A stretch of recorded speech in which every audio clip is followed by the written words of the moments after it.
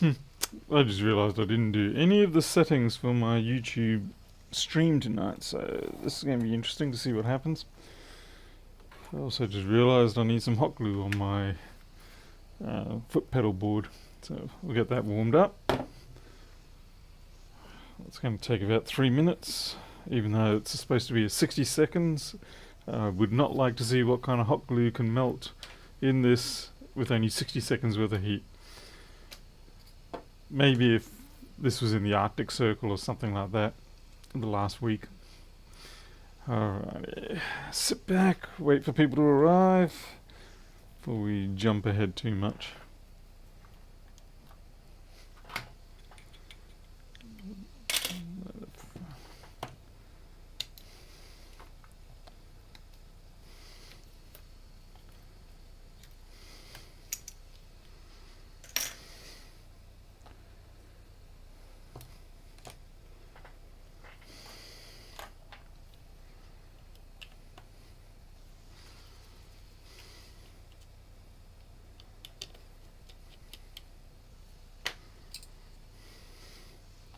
Gee, I hope the chat was enabled.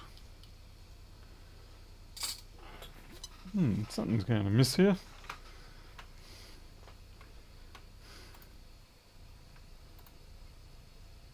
Enabled, anyone?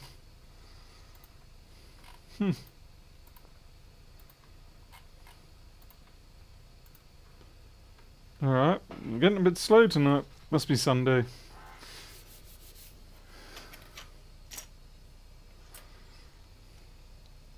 Gives me a chance to clean up a bit while I wait for everybody to turn up. In the bin. iPhone 10 battery probably should go in the bin.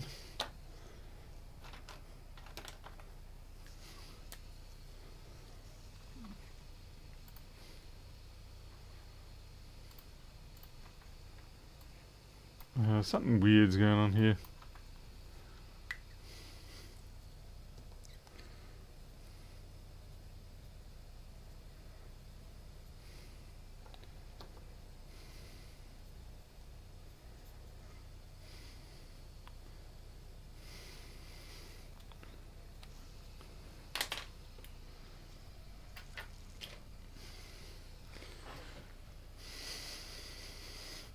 Has YouTube broken this?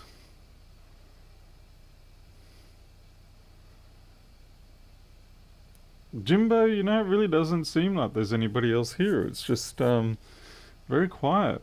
Very unusually quiet. This should normally be a fairly busy period, 11 o'clock on a Sunday.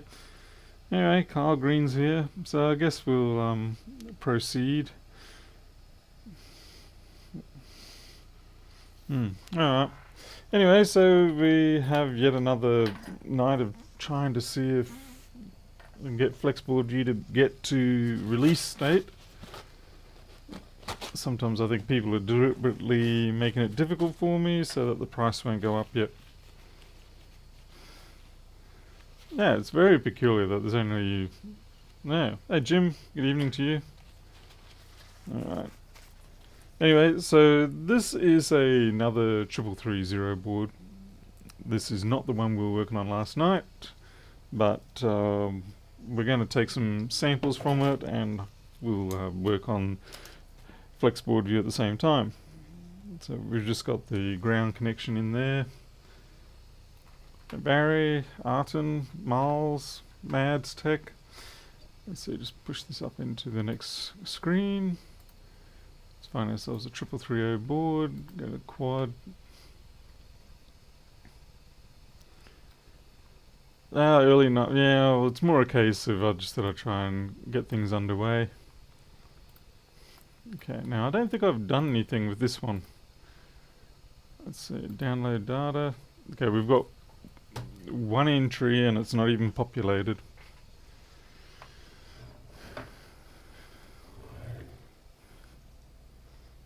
Looks like I have been doing some work on this. We'll start with the connectors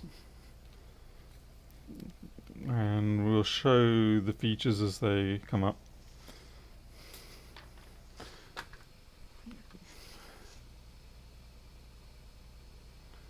Wow, I was really out of focus with that. My eyeballs are giving up. Hey, Zentech. Let's go back to quad.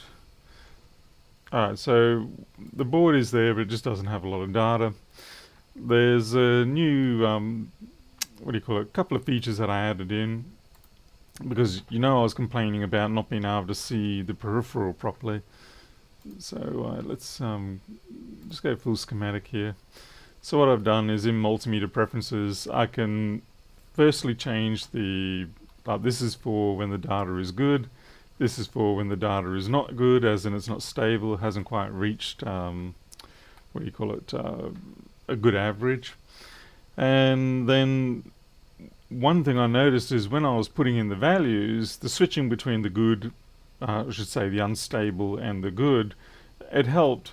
But then when I actually hit the stomped on the enter key, I didn't really feel the feedback sort of thing. I didn't feel like I was absolutely sure that the value had got punched in.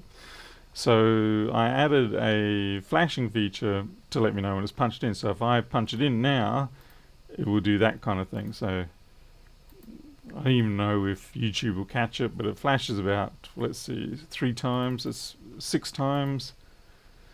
And so hopefully that should catch my attention to say, okay, the data's been put in, now you can jump ahead. Hey Jason, good evening to you. That is about, we'll just change that to 5 maybe. Yeah, that should do it. Yep. So we'll see how those settings go, punching in the data. So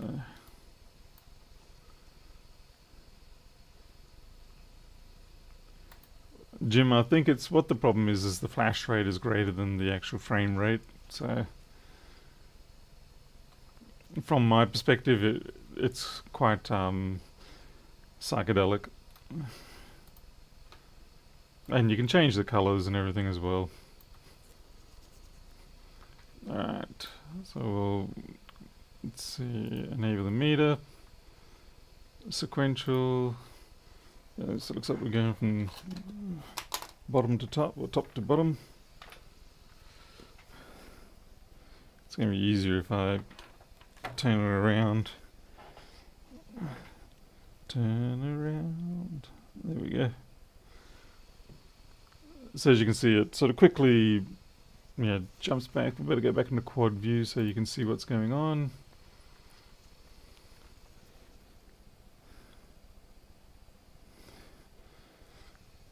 So the initial thing where I know I can stomp it down, that's working pretty good for me. And okay, what happened then? It didn't actually fire off. It's not firing off.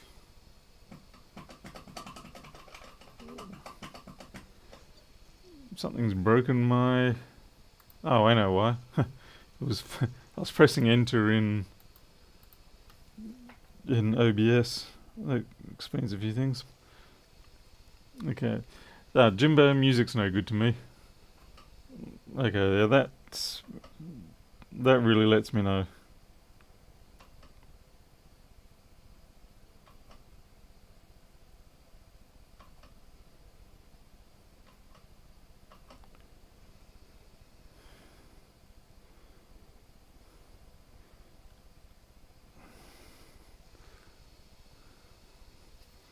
Oh, and the other thing that I've done is as the data gets filled up, I have, you can show the OB data coverage.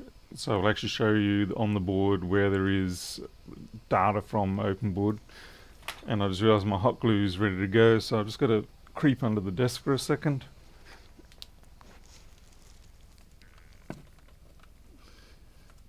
Hope this works. Big splodge of hot glue. Just hold the board down.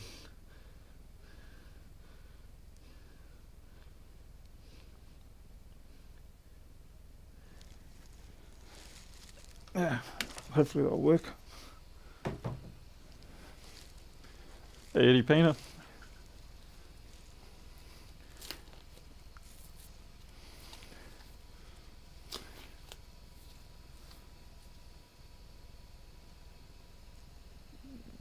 Okay, Jason. Yeah, pretty much no success with any of those boards, by the way.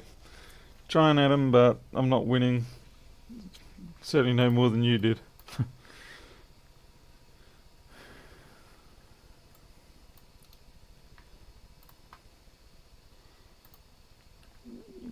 wasn't sure I got that one properly. What was that? That's the first resistor there.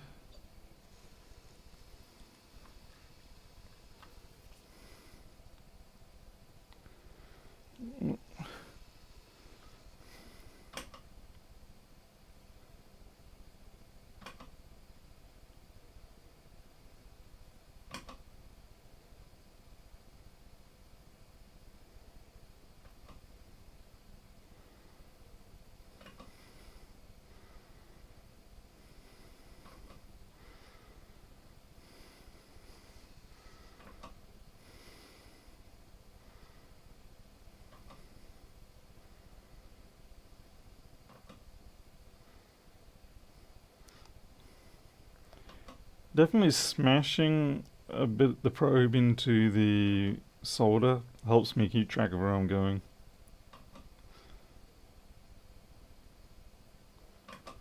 Now this is slower than what I used to do, but damn it, now I really did just lose track of everything. Yeah, I'm one pin. Nope, I'm off by one. How did I get off by one? 7474 ground. Somehow I missed this one here.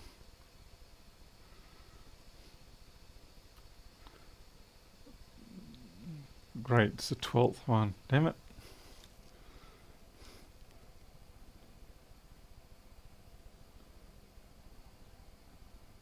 Okay, so that should be that. And then ground. Yep.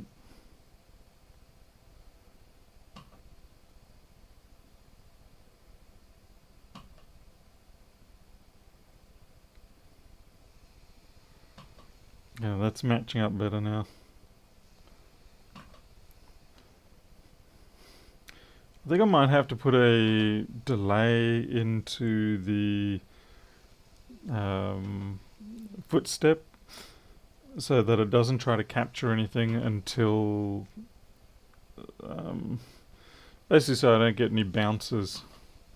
Like every now and then maybe I'm having a spasm with my foot, and we're just thankfully, looks like these are all 0.74 anyway, just thankfully because of the grounds there we actually have a bit of a indexing sort of indication so that we know that we're off.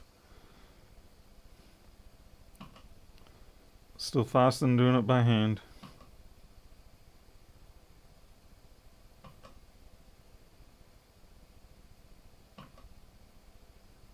And I can definitely at least see the activity in my peripheral.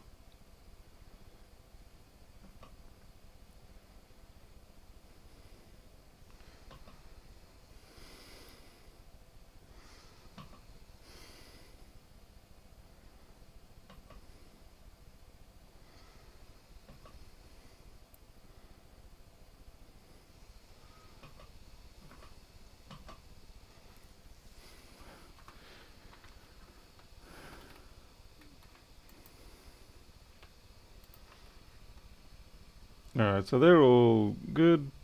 Submit them up.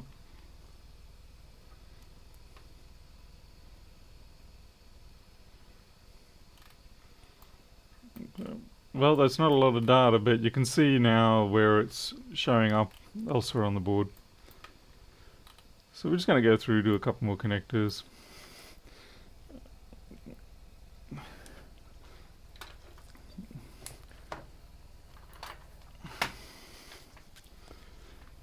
Oh look, it's one of the reasons why I'm doing this particular one at the moment is because we do have that other 3330 board that we were working on yesterday, and I really have had no success with that. I'm pretty sure the GPU is Cactus, but yeah, it's not a guarantee.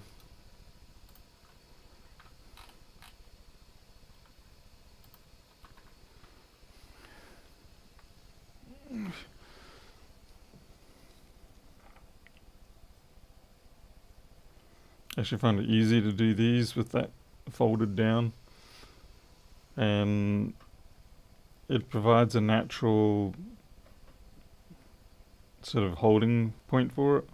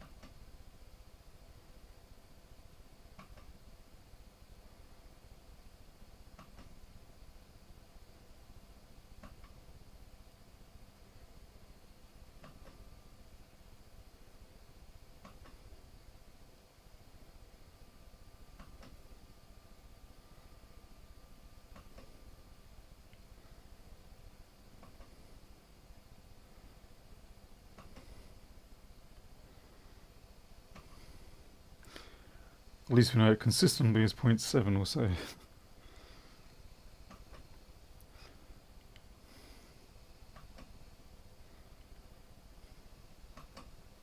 Probably could have just run along and punched in 0.7 everywhere. But, you can't always make those assumptions.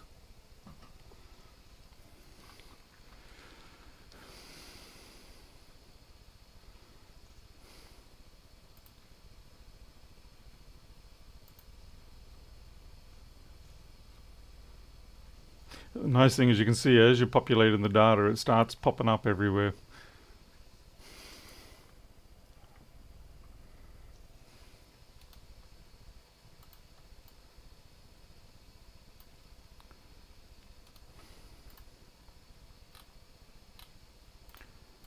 Lewis doesn't get to abuse me. At least not verbally. If he wants to abuse me, he can pay me more. It's a simple rule of modern day society. Oh, this is a odd even one. So we'll go odds and evens.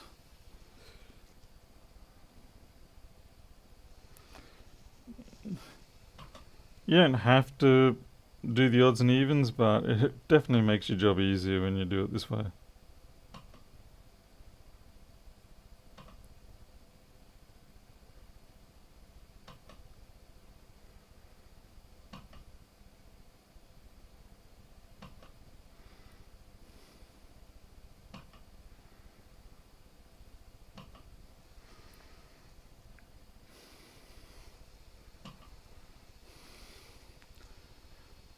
Oh, thanks, Andre. G'day, Pedro. Fancy seeing you here.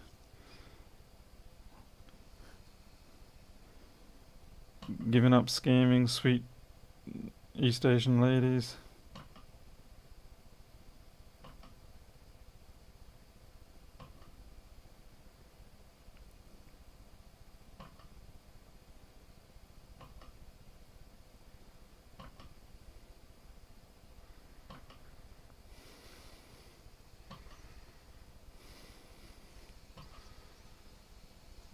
You can go in.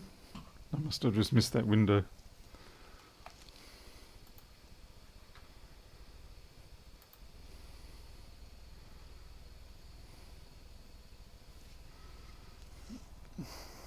I gotta admit, Andre, I do have the sharpness turned right up on the camera, so the downside of having the sharpness right up though is that it does cost me a fair bit in terms of CPU cycles. There's a lot more data to process.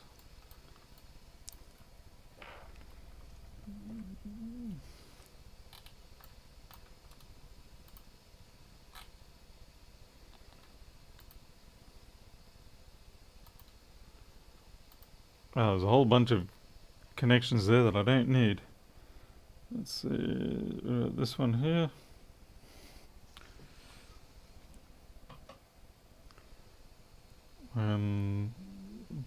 Let's see, we can ignore that one. Oh, this is another two-way. Oh, damn it.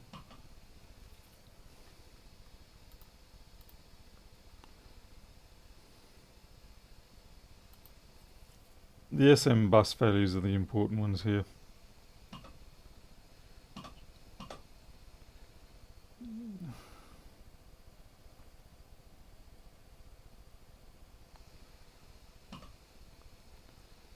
Unconnected we can ignore. Actually, I shouldn't have ignored that. Back up. There we go. Ooh, is that a fault? That's a fault. Oh no, that's... Okay, back up. I pressed the wrong foot pedal. That was the fault. There, even though it's unconnected, I should actually punch that in properly.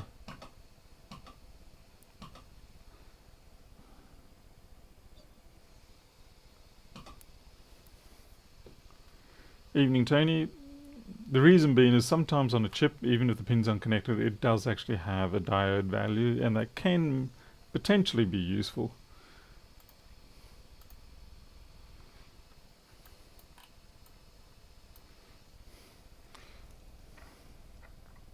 Yeah, Cirrus chip. Let's see, where's our ISL? There we go. There's our beloved ISL.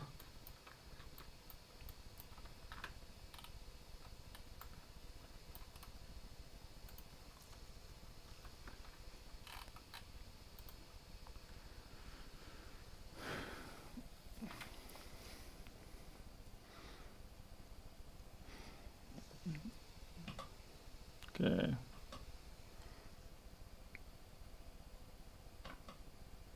Hey, thank you.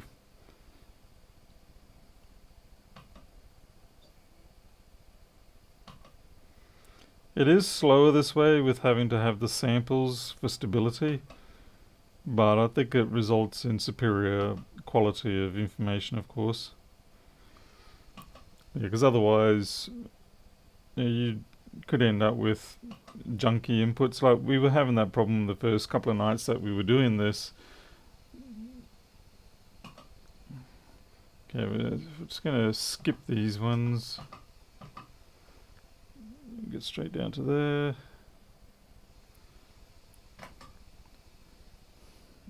SMBCACOK, one of our favourite lines. It's one of the first ones you learn about, usually with MacBooks, apart from PP bus. The reason being, of course, is because it's part of the one wire circuit. And a lot of people end up fixing MacBooks after it stops working. They change the DC in board, and that doesn't change anything. And they arrive at the one wire circuit.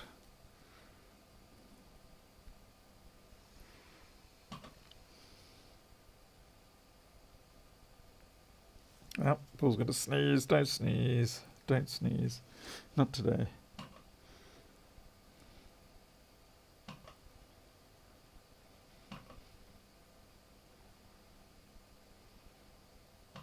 It took a while. And charger A ground, we'll take that up here, but it's going to be 0. Mad Tech, thank you. Have a beer or coffee? Oh, you're welcome. Thank you very much. I will have a coffee out of that, since I've long since stopped being a consumer of beer. Not that I was ever a big one anyway. Oh, g'day Hot Wheels. Samsung repairs in Townsville? You've got, let's see, there's a couple of places. You've got Casphone in Stockland. There's also Mission Repair on Flinders Street. So, do what you want to do, be what you want to be. Yeah. I'm not sure exactly what the current status is with everybody, but certainly, check them out.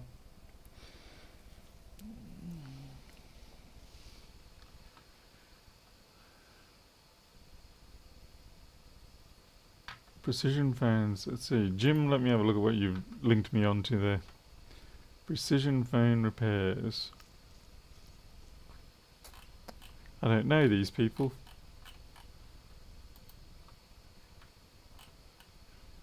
Oh, I see they're on Ingham Road. Okay. I do seem to recall they had very low cost repairs at some point.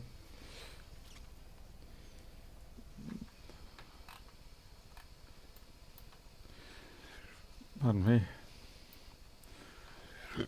Oh wow, yeah, let's just burp all over the place, why not? Alright, I've got a missing chip there.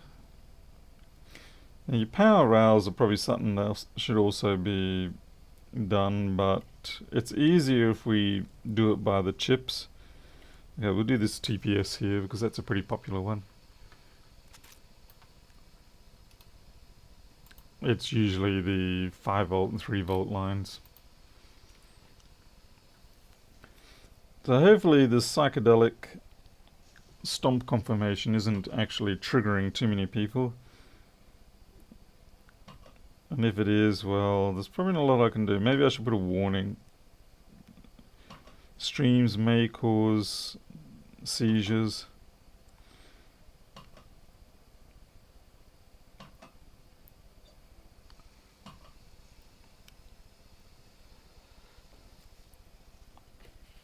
Well, you know, pretty much nobody in Australia drinks Foster's unless you're a tourist. To my understanding, it's never was really meant to be for public consumption as such. It was always an export beer that's supposed to be. This represents Australia. Now I don't know whether that was some big fat joke or not, but anyway, the point is you generally don't get it in Australia.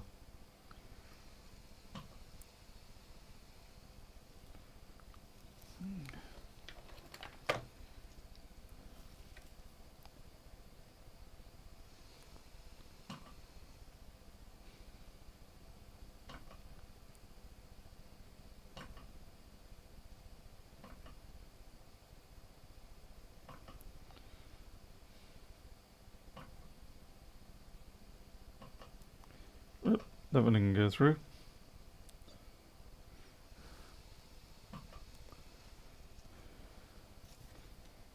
And one more turn.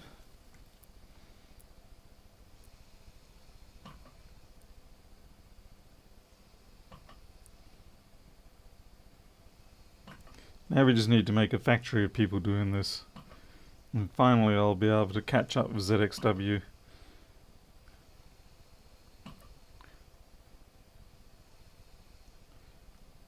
Oop, kind of smashed the crap out of that one.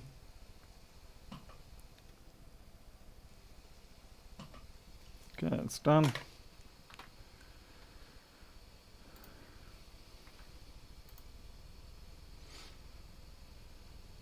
Getting some exercise, and it's on my right foot too, because I'm left-handed, so typically my left leg is the one that gets all the workout.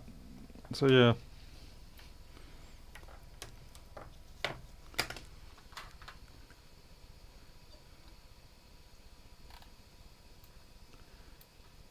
About the only beer I ever didn't mind really was maybe poshy little Crown Lager or Windhoek Lager,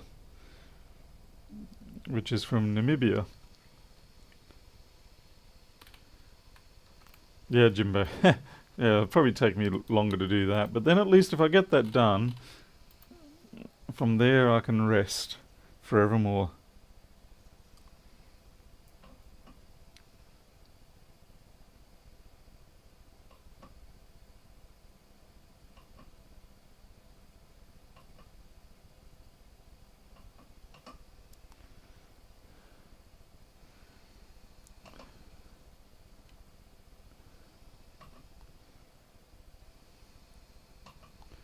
I've got to get the software for the BK390, the BK393, the B-side ADM20, the Vicky, all the ones that I've written Windows implementations for, and I have to adapt them or just basically add the output file for this work so that they can all get on the bandwagon. Unfortunately though, unless I have a meter here to actually test, I can't realistically write the software for them.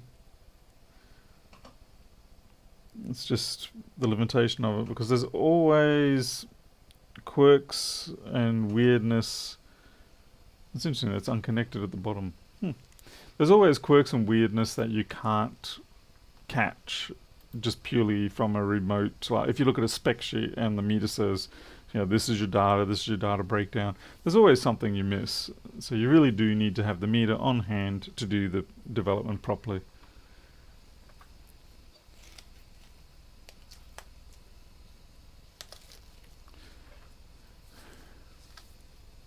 Oh, Rillanica.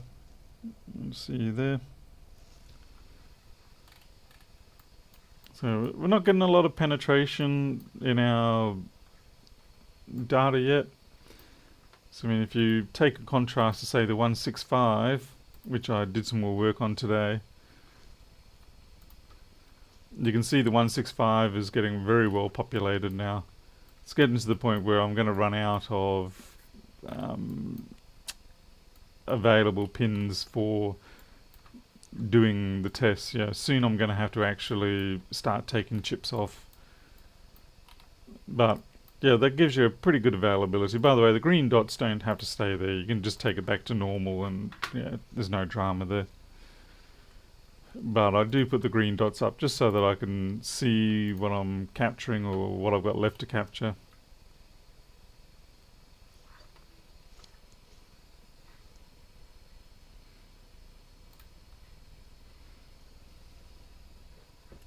Let's get back to that 3330.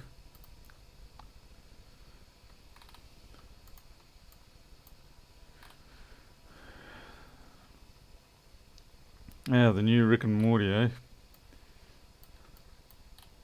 The Asimov Cascade one was moderately amusing. Especially the ending scene.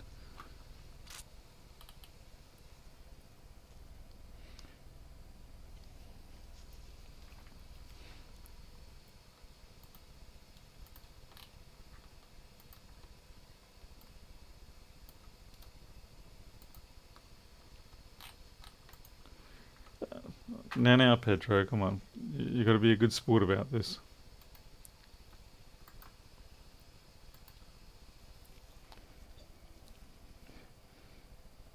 You got to be a good sport. Also, I won't send you any more entertaining YouTube videos. You know you'll suffer.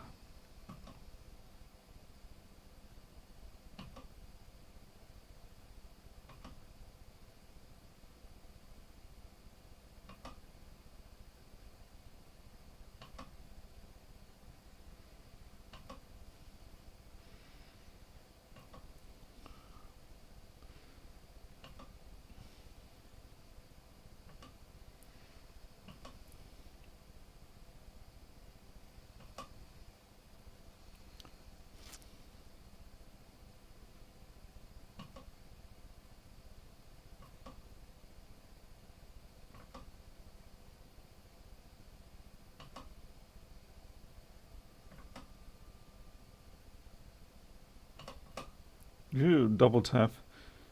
This isn't a 45 ACP.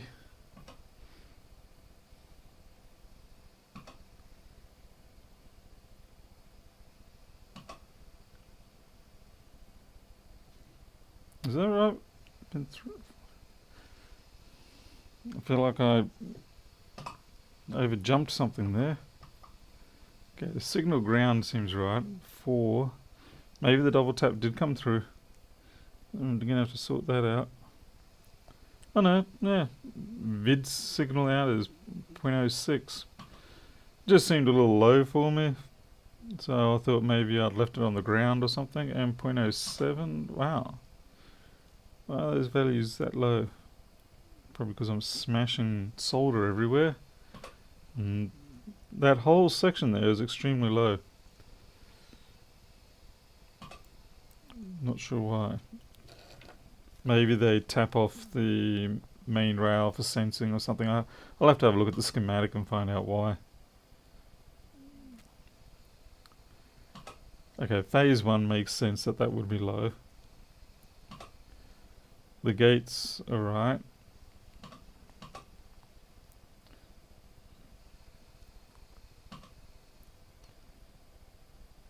Yeah, ground is obviously going to be tortuously low.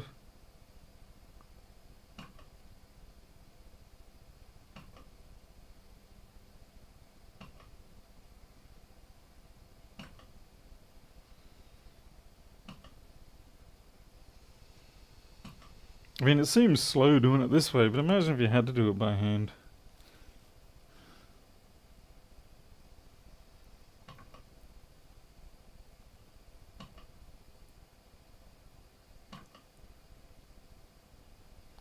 At least it's something you can actually do in parallel. Like if you get 10 people and you've got 10 boards and it takes 2 days to do a board, then you've got everything done in 2 days.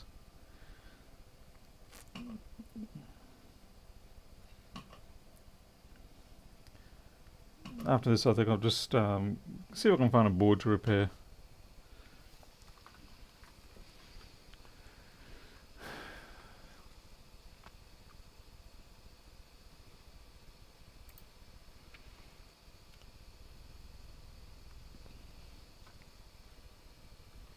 Oh yeah, the Scary Terry one. Yeah, that was the Dream one. What is it? The Inception one. Yeah.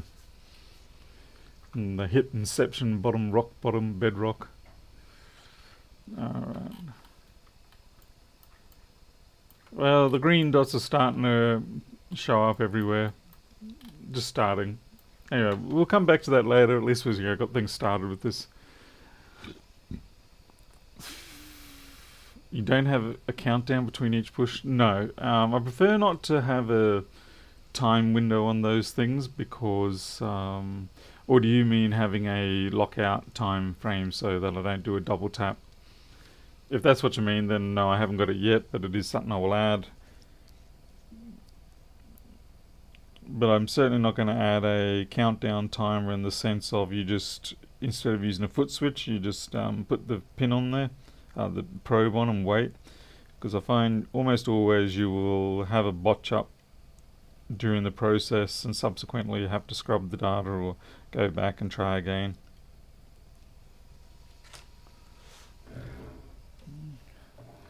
But the other problem though is that the double tap, it may...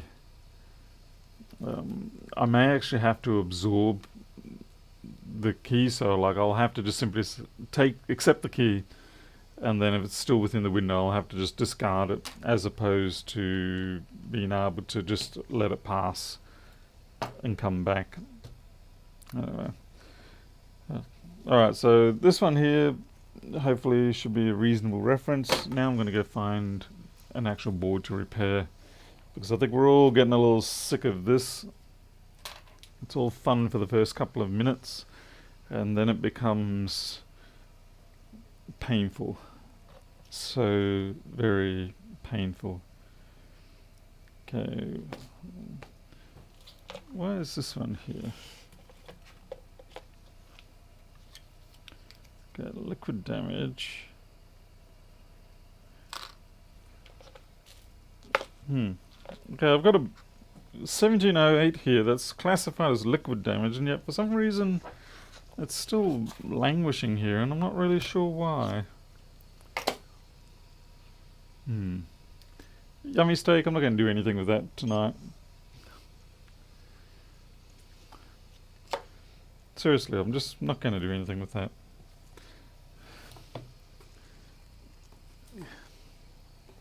There are better things to do with my time than chase down a dead CPU, a dead GPU rather. Okay, see what's going on with this one. I mean, as it is, I've already invested way too much time into it. It's time to just walk away from it.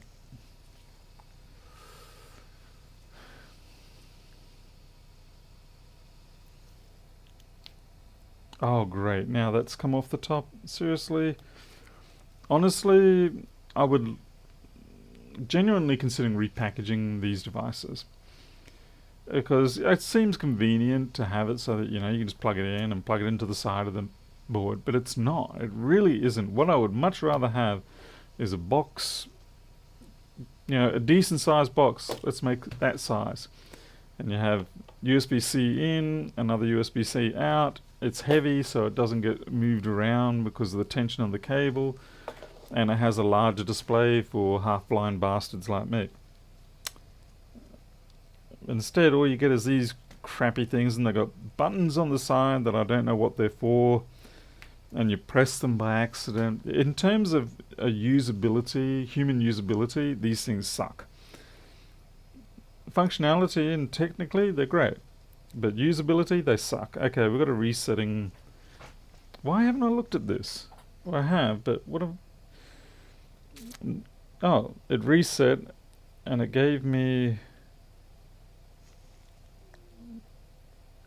600. What's going on here? 400, 300, 200. Oh, geez, no. Alright, what's happening with this?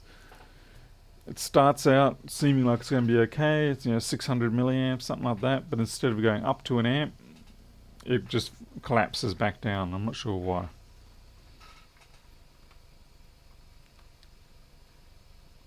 Why not just buy a new... What? Hey, Paul Edwards. Good evening. The FMB 48. What's the FMB 48? Is that like there's those ones that they're a bit of a bigger dongle. They have two separate cables coming out, but there's still, like I said, I want something that size, that's heavy, sits there, and sure they can stick with that same size screen if they want to, but for goodness sake, it's a joke being this tiny. Maybe if you're in your 20s, sure, but when you're in your late 40s, no thanks. Buttons is to change the voltage, is it? Nah. Just... who knows? I mean, obviously, the electronics seem to work fine, but visibility-wise, terrible. Alright, so we've got this decaying voltage problem. SMC looks like it's actually been replaced. And what is this? This is an 840. And I realised I do not have a functioning 840 to take diode measurements from. 840.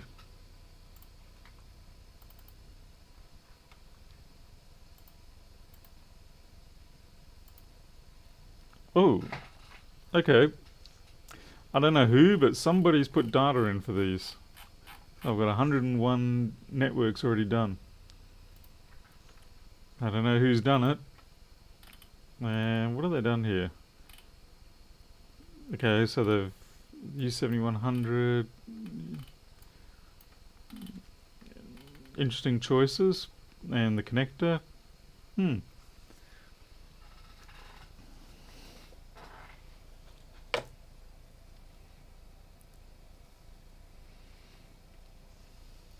Interesting that they did that one, because there are all the points around.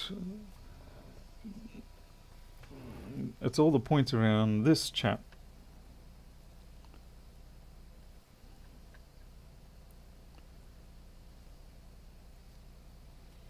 Well, of course, naturally I don't have a gripper for this one.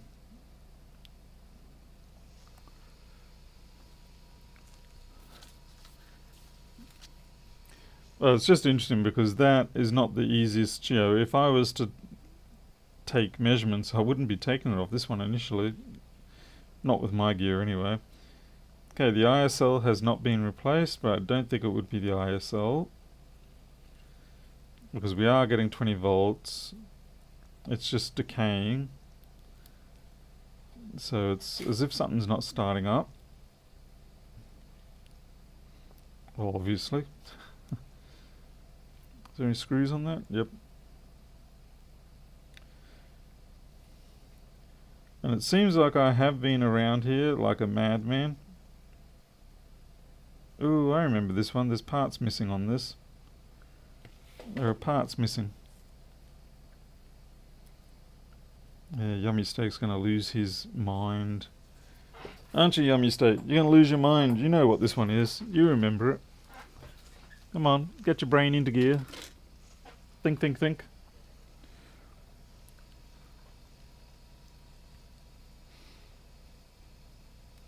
Yep, he's already losing it. Yeah, knew he would. There we go, there's our parts. Dun, dun, dun, dun. Okay, we need to put those parts on, if nothing else.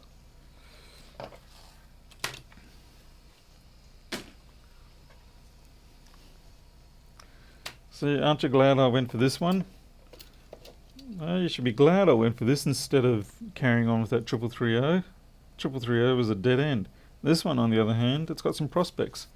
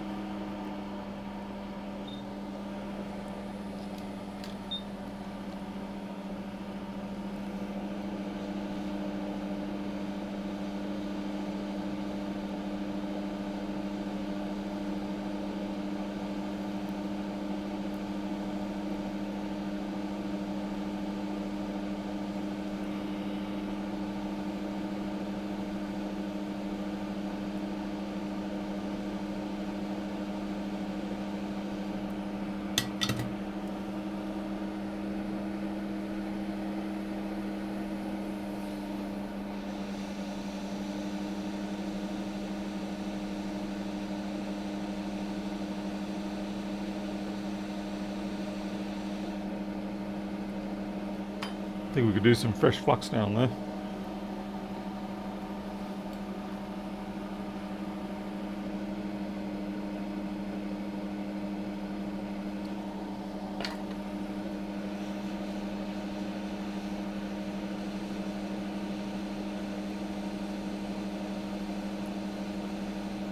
You really do have to learn to let boards go.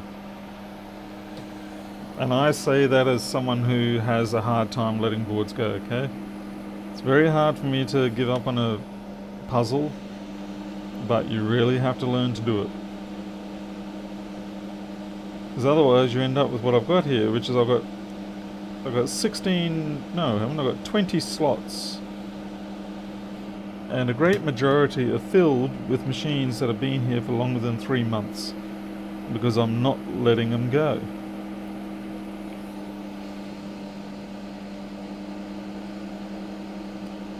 See, the problem is you want to do good by the customer, as in you want to give them what they want, which is a fixed machine. But all you're really doing, and I've got to tell myself this, is just prolonging the inevitable. If you can't get it out in a week, unless of course you're waiting on a part, then it's probably not going to happen.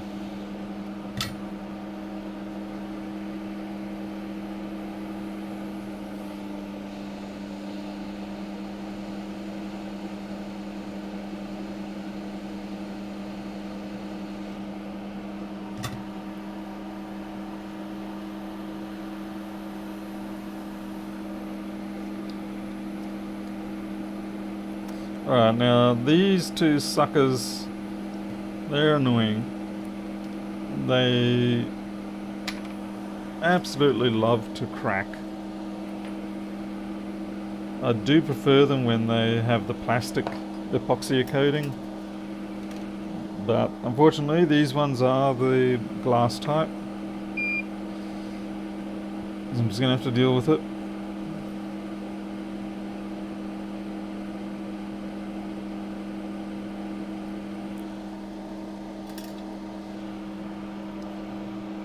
Half the problem is if you take them off too soon, like if you just get a little bit too aggressive on the tweezers, then the pad just clean rips off from the underside of them.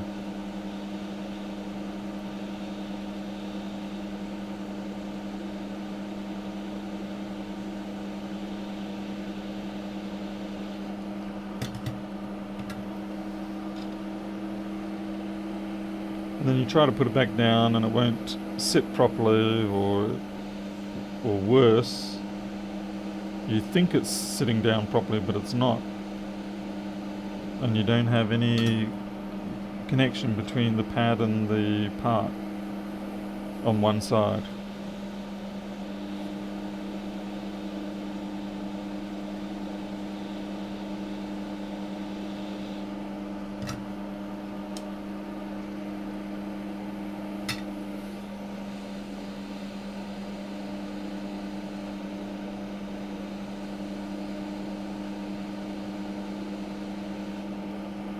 Okie dokie. Not very good quality there, but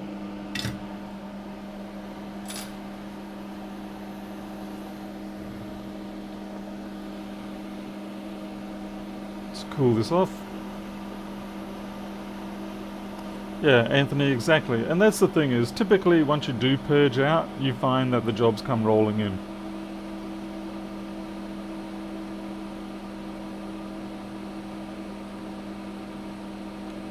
Sorry, wait for him to die from old age. That's a long wait.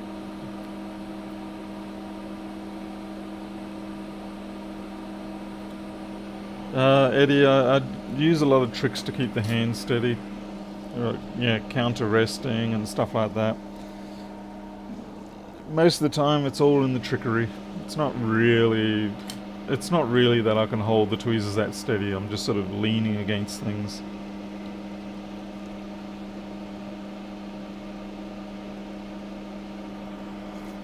Okay, this thing is misbehaving now.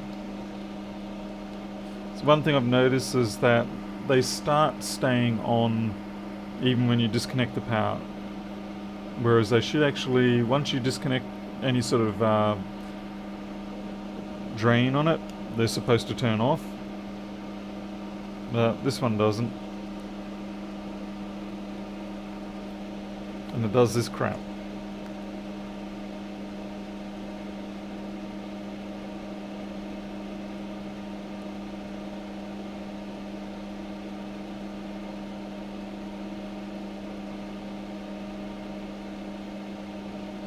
Now it's collapsed back down to 300 again.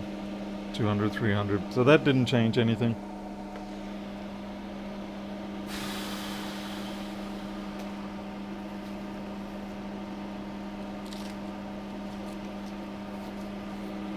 Steve, sometimes that's the case. More often than not, it's just that you have this deluded sense that tomorrow you'll get time to solve it. Whereas the reality is tomorrow you will not get time to solve it. It'll just be another day where you don't get it done.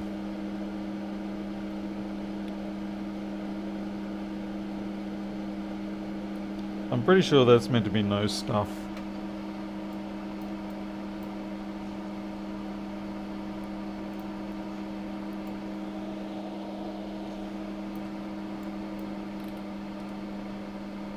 Oh yeah, that's just the on-off switch, right?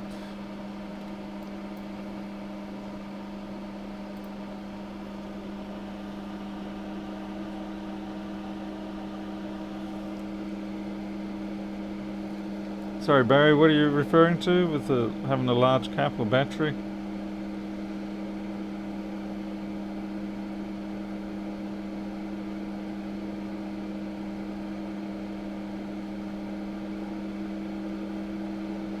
So if we had all the liquid damage here, it makes sense to keep looking around here. Like I said, I've obviously replaced the SMC. That trace, okay, I've just exposed it, but it's not actually damaged.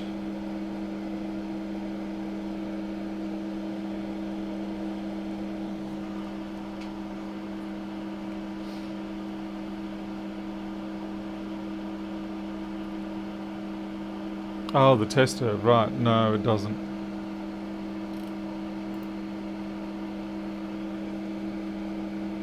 Okay, so I should have continuity. No, it's just plug it in, it should go. I guess what I'm basing my expected behavior on is what it used to behave like, and now it doesn't behave like that.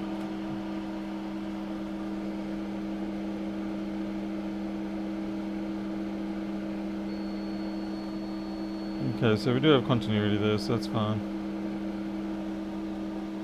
And it's a 1K.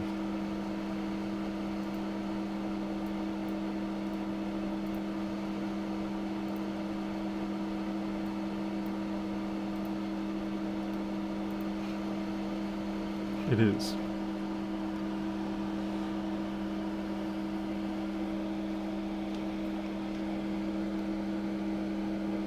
This is when I need someone like Tim Herman to be around.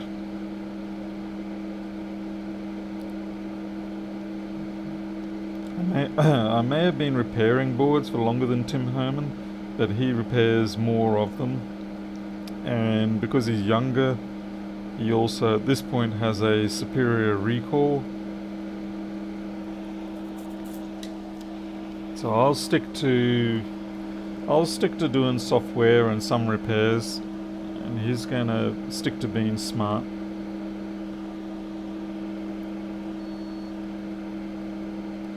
By God, I've really got to fix this multimeter up though. The multimeter's great, but the continuity mode, the beep, it is so useless. I reckon a person with normal hearing would have a hard enough time, particularly over the extractor.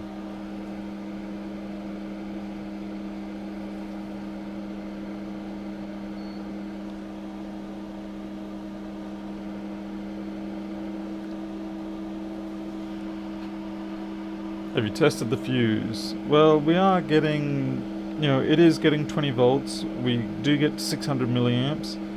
And then something isn't coming up quick enough.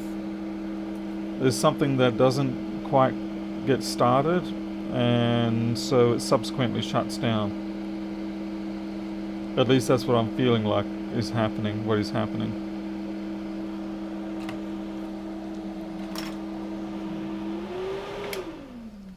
Continuity to, yeah. I can make some pretty loud buzzers. I've certainly got plenty of stock of loud buzzers. And I was contemplating installing one into the meter, even at the expense of my warranty. Instead of, yeah, that's another thing that drives Yummy Steak insane, is this sort of stuff. So there's a crack on the board, and it's like, nope, that was just a piece of crap. There's a difference between crap and crack. Most times. Unless you got caught out with COVID and didn't stock up on toilet paper.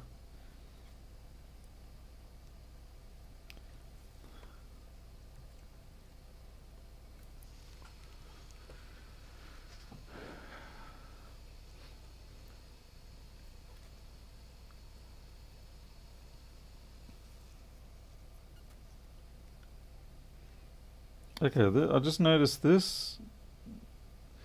Kind of looks like there's liquid under here. Now that's a pain, because that is not a chip you want to...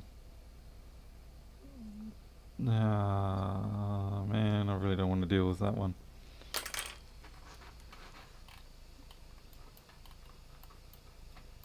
So we'll see what the pads are like on that. I mean, at least it's not underfilled. Okay, so this is it here. It's kind of like, typical iPhone type thing. But yeah, there's junk under it. There's also this one here, which I think is that's the Wi-Fi ROM. Okay. Is it worth bringing out the cheat cam? No. I wish it was, but in this case it's not. But yeah, there's definitely something's got in under that, and I can see there's a pad that's missing over here, or something's happened to it. So I think we need to take this off and inspect what's going on underneath. I really don't want to. The big problem is that when you these things are like a little circuit board in themselves, and they're just potted. Which means if you get the temperature too high on that, those things start to unsolder, or desolder rather, and that's a bad thing, because you can't put them back on.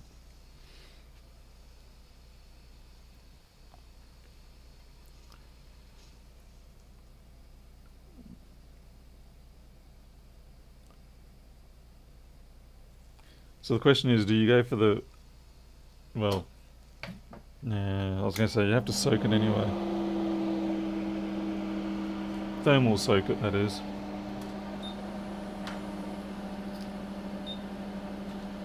Robert, the trouble is it's probably tying down some data lines. So even if you don't have power going to it, the data lines will still be the ones causing the drama. And quite frankly, it does feel like it's a data line problem.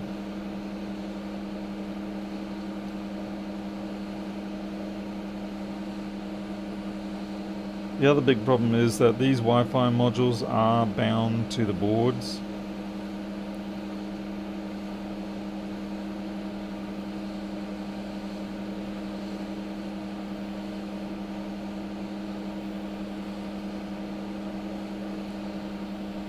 I'm just trying to heat all around in the hope that the heat can wick from the underside.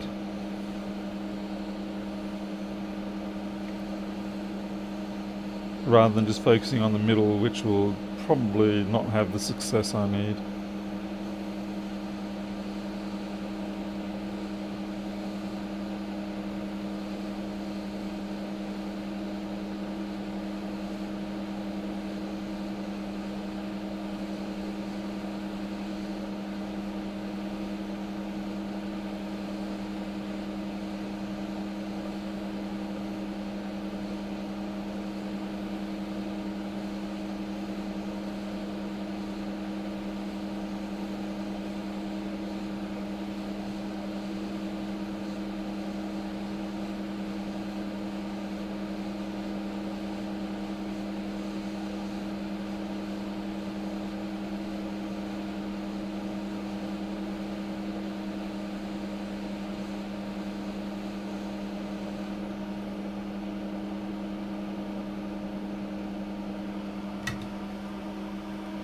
And the camera goes all wonky.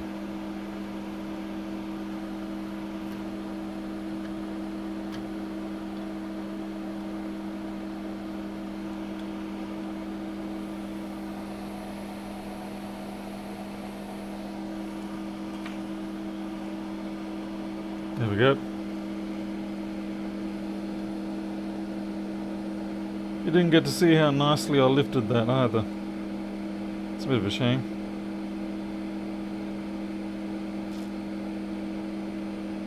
Well, that actually looks tolerably clean. But there's something definitely happened there on that pad. You can see there, it's gone.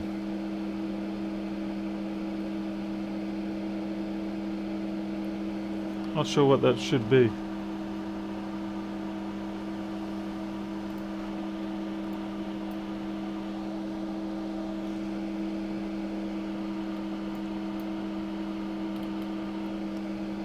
Yeah, it looks like it's just a cap, so it shouldn't be a real problem.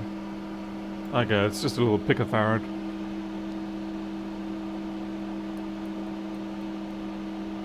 Well, JK Electrical, I see that your message got eliminated, but I concur with your sentiment. I mean, yeah, I'll try to give the best I can for the customer, but sometimes you do have to cut the job. I'm just going to take the ROM off as well, because it looked like it had corrosion under there too. Probably should have taken that off first.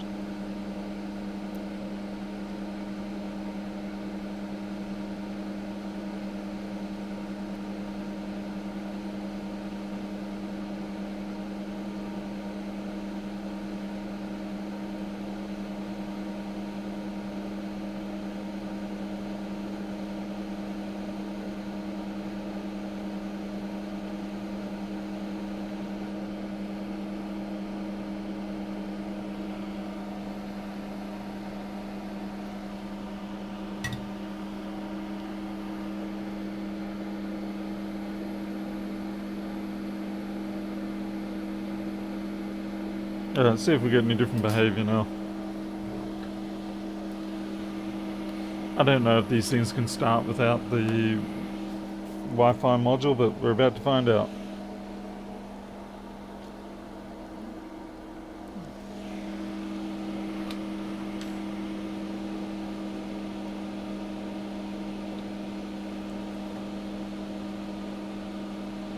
So that's the other thing, is when it's in this state where it already thinks it's talking 20 volts, it actually won't start.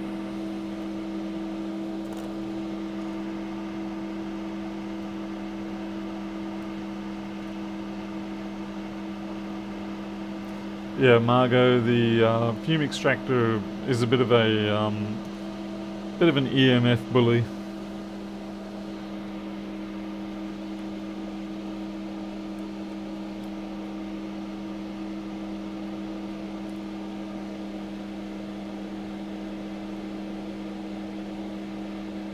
Okay.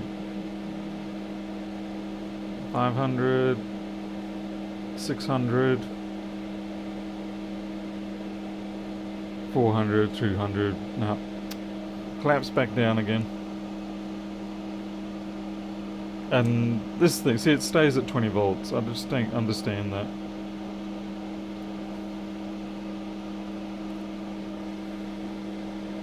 Oh, it looks like it might have been the switch there.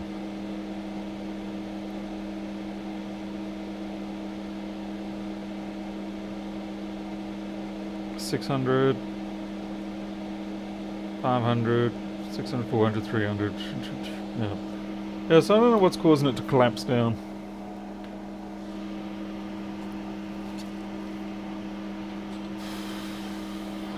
That being the case, I may as well stick the Wi-Fi module back on. There's no point keeping it off.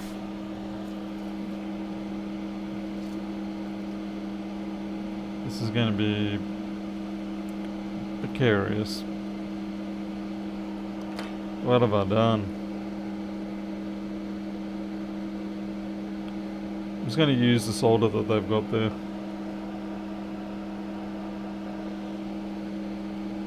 Actually, maybe I will put this one back on first.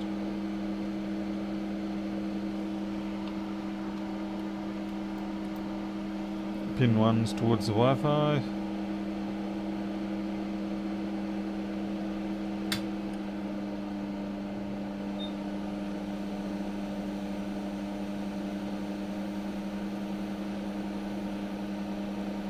At least this way it gets the board warm.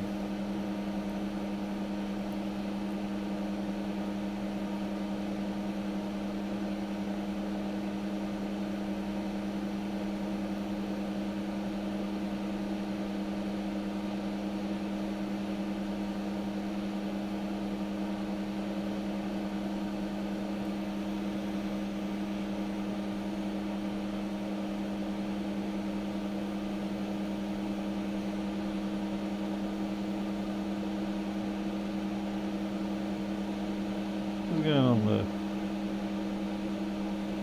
It's like there's something underneath it.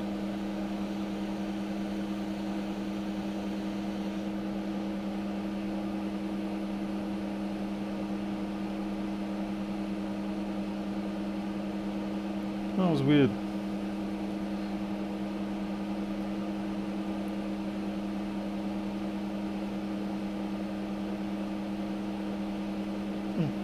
That was very weird. It genuinely felt like there was something underneath that chip.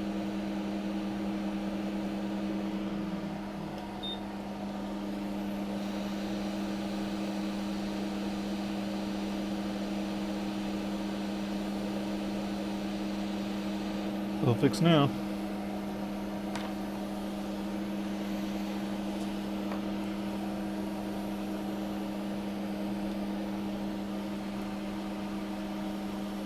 Pin 1, outer edge. Ooh, ouch.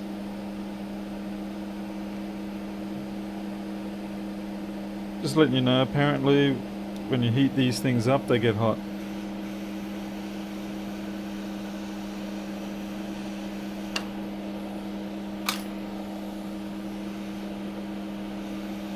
So we're just going to get it up to the point where it pretty much does melt.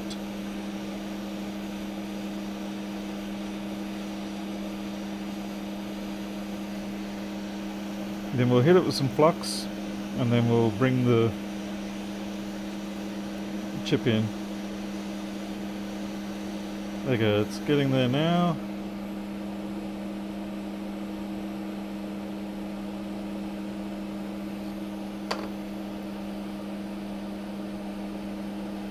Chip in.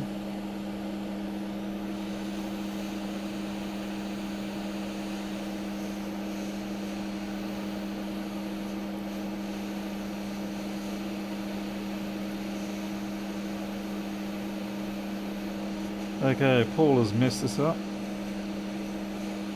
Looks like it's righted itself.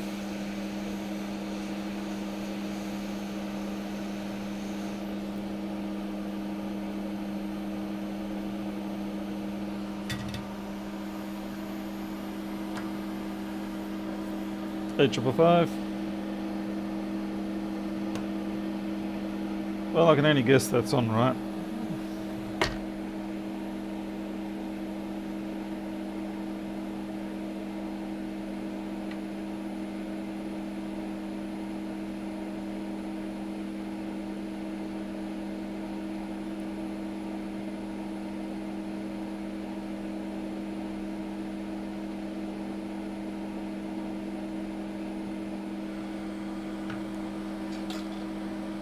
One way to find out is actually compare it to the gappings here.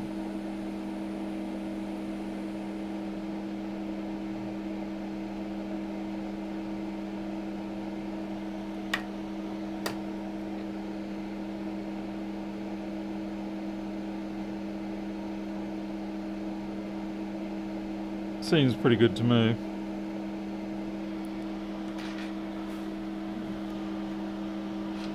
Jim, let me have a look at that.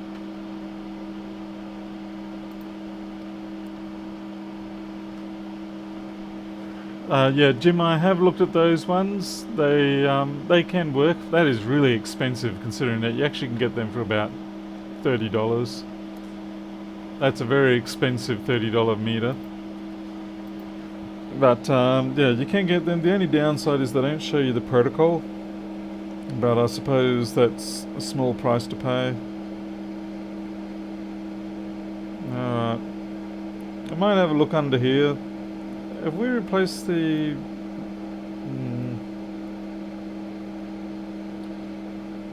the PI3 2424 USB, that shouldn't be a problem because we are getting 20 volts. If we weren't getting 20 volts, I would suspect that. But we are getting 20, it's just that we're not sustaining it. I mean, we're sustaining it, but we're not sustaining the current requirement. So things are shutting down.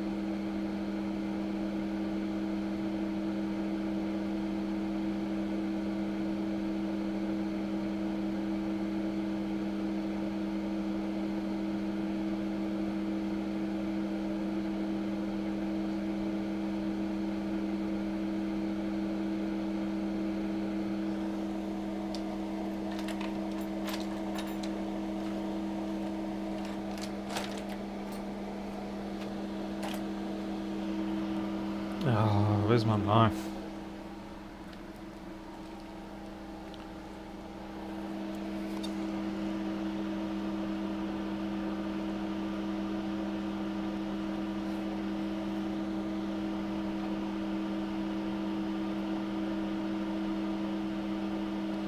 No, yummy steak, it's not required there because there's 3 caps that form that cluster. The trace is actually going into the Wi-Fi module. It's just that one pad, you can't see it, but it is going in there. It forms like a sort of a T-tree. So that cap is actually intact on the rail, so it's not a problem at all.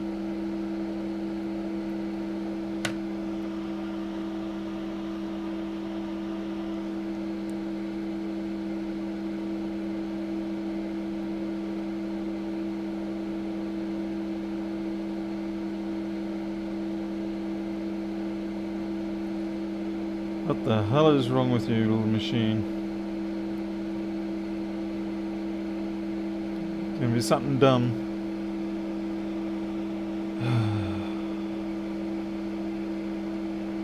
I mean, yeah, okay, that's broken off. That's one dumb thing, but that would only be affecting the actual battery charge.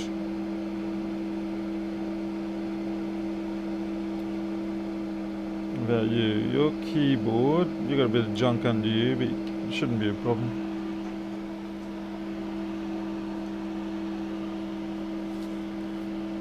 I don't know, Yummy Steak, why can't you explain things properly? I think what you also have to realise is that I am looking at a lot of this stuff, and just in the back of my head, I'm evaluating it as I go. So even if I don't explicitly say, well, I'm going to ignore that because of this, you kind of have to have a little bit of faith that in most cases I've already evaluated whether something is viable or not. I know it's painful for you, but you have to learn to live with it.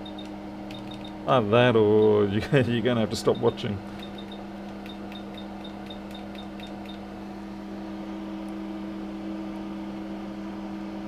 Am I getting a picture with this board? Not that I'm aware of at this point. It won't quite boot to that situation. This is the keyboard connector, by the way.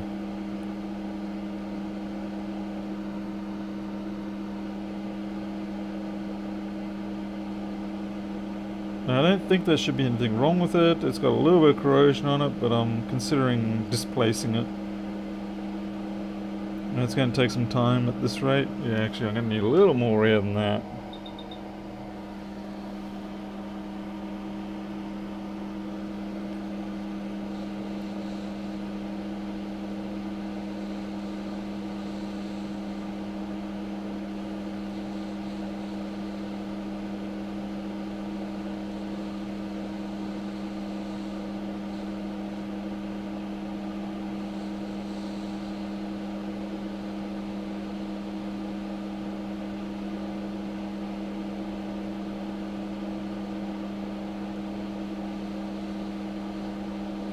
It just takes a long time to get them off this way.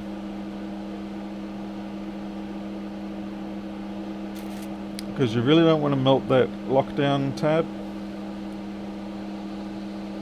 And you can't really do it from the other side because there's other things on there, so you can't just, go in and get all hot and heavy.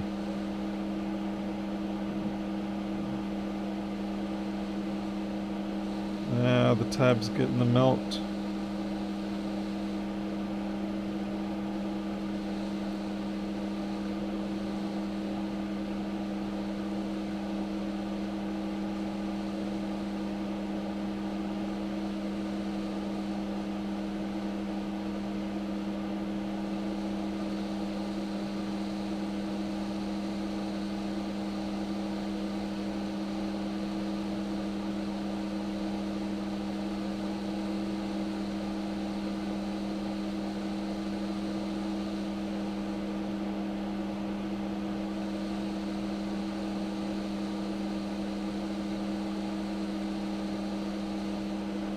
It's taking way too long, Paul.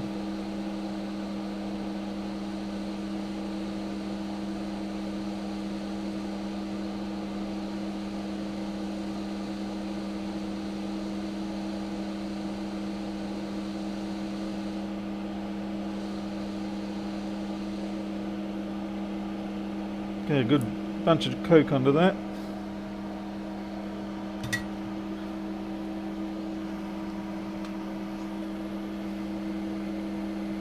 Quite a bunch of Coke.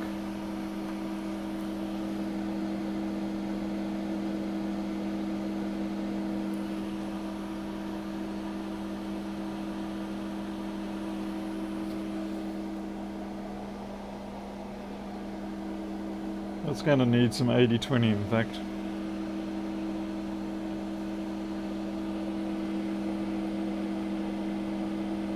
Yeah, it's pretty damn nasty in fact.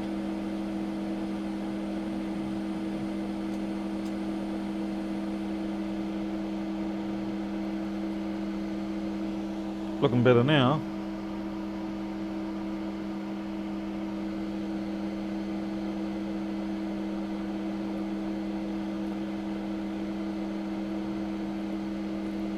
Alright.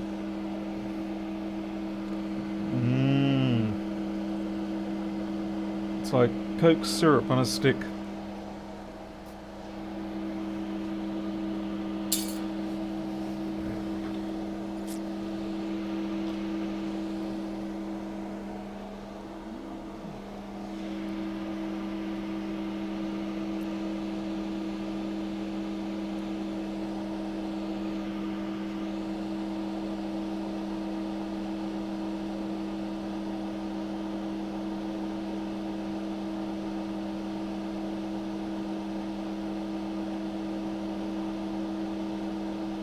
No, shutting down again.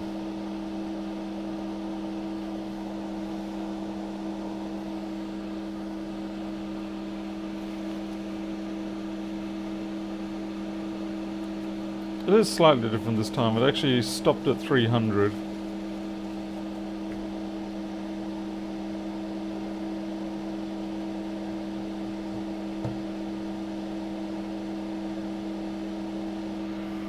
Very frustrating.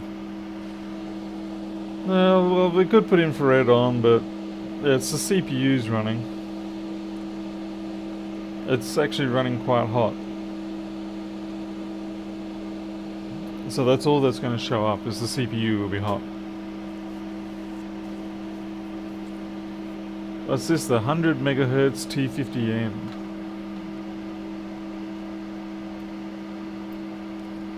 Yeah, I'll be the one that decides if it's the perfect meter. But no, that's a DSO. I don't want that. I've already got a DSO, and I almost never use it. Mike, who's this? That's it, right. That's okay. It's just someone asking something about the FlexBV. Hey Leslie, it's actually been a while. I seem to have not recalled you being here for a bit. Now this is a speaker connector, so I don't think we're going to have any dramas with that one. Certainly the junk under there was a problem. Yeah, I had a look at the DSO. It's like, no, I'll pass on that. Like I said, I've got a DSO. You just never use them much.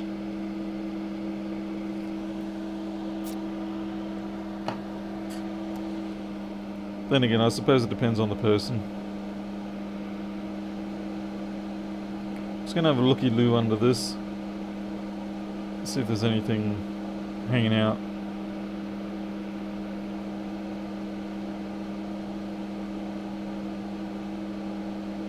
I've got a dual channel 200 megahertz one, I think, at the moment.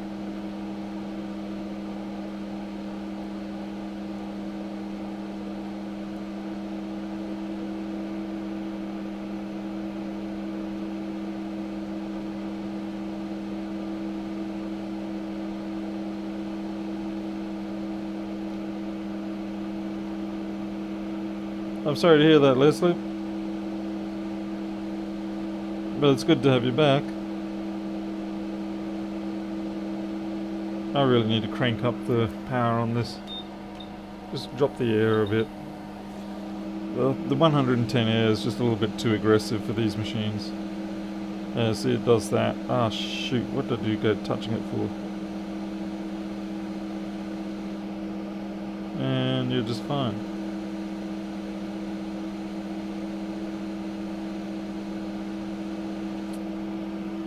Now I'm going to have to shave that connector.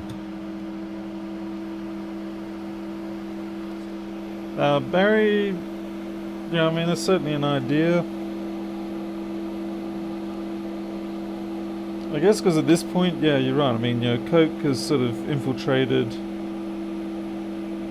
sort of into this perimeter, this area that you can see under the microscope, because as you can see, it's also here. But we've kind of run out of the area in which it has afflicted. I'll lift this up, just have a check under there. The other problem is that many a time when you ultrasonic clean something that's had this sort of liquid damage, it's more of a temporary fix. It may just work, And then unfortunately,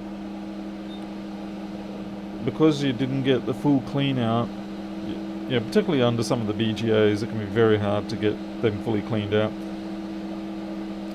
3 or 6 months later, it dies again. That's a cute little chip.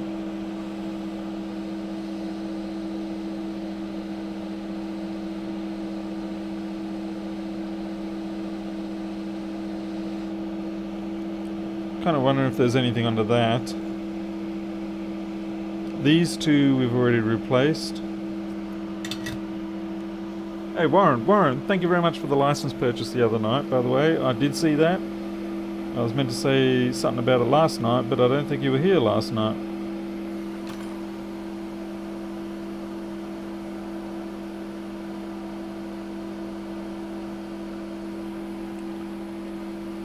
But it's absolutely not a DSO. Which one am I looking at then? I think something else must have got picked up. Hang on.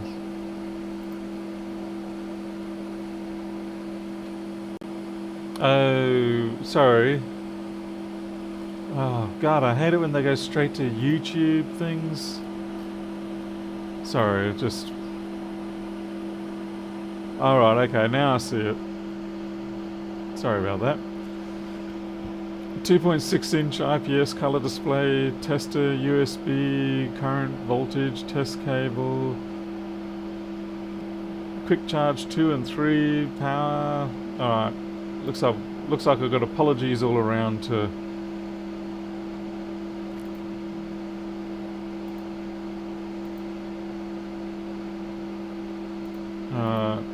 So I'll put one of them on my cart and buy it and see how it works out. Thanks for that. Sorry I was difficult about that. The link I got when I picked it up was to a DSO with a similar name. Well, I just made the assumption that was it.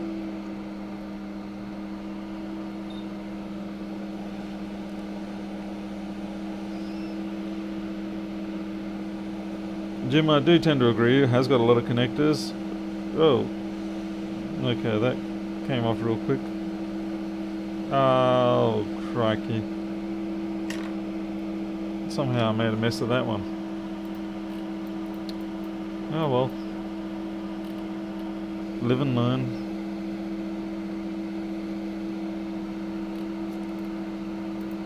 This better be a no stuff. It is a no stuff, thank goodness for that. Alright, so I've got that one back in the right place, but now I've got to clean up the mess I made here.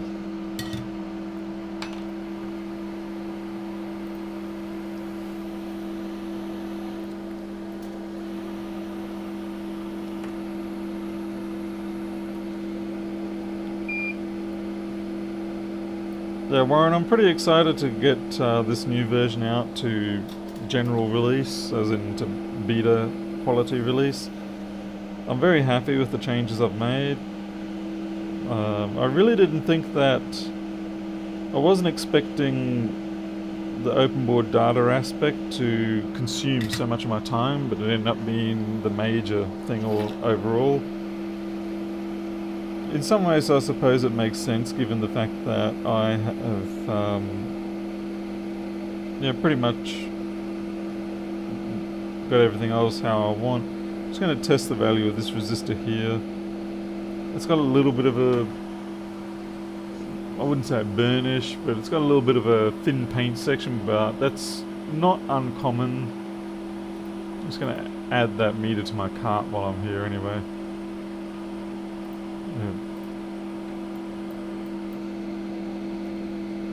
I'm pretty sure I actually tested this once before.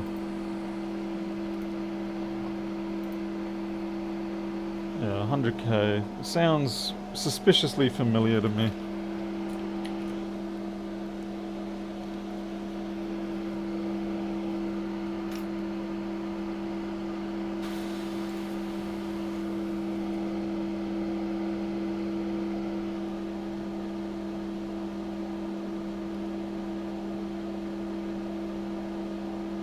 Okay, why am I getting a short circuit there?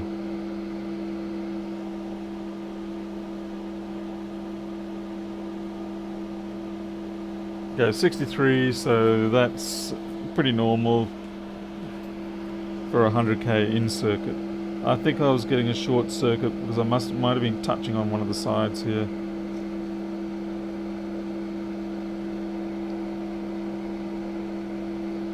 Bit of junk on that resistor.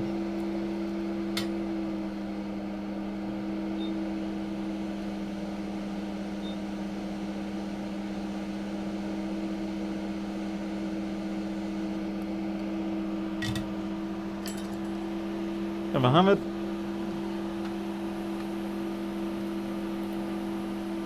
It's a 1k.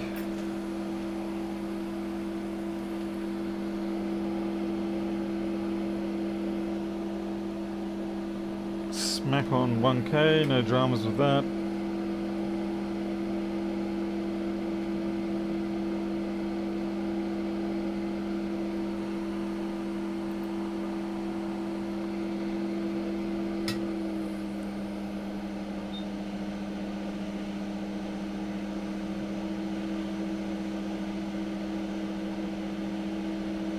Oh, that did a backflip.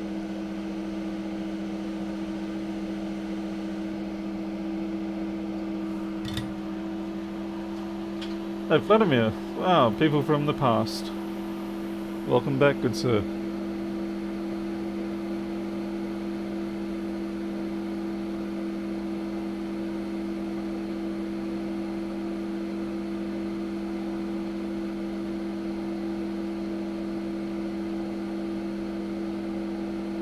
Right, I was actually looking for my knife originally because I wanted to clean up this area. And naturally, of course, the knife. Oh, there it is. So I've got that via there. That's, I don't know. I don't think it's meant to be connected or anything around here. These are just test point exposés.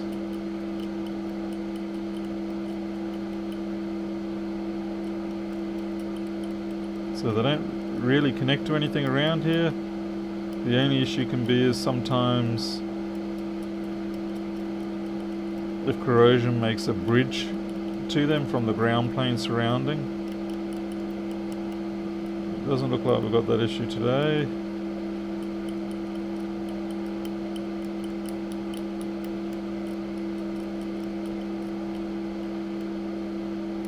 I am deliberately being rough here because I want to make sure that there's nothing actually touching the sides.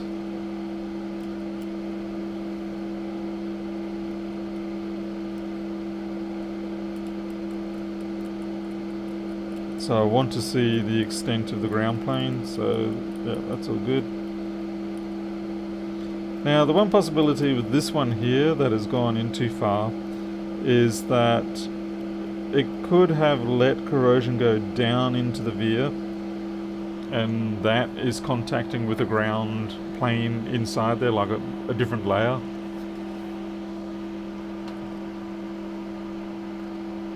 Let's try to find out what that particular one is. Let's see, quad.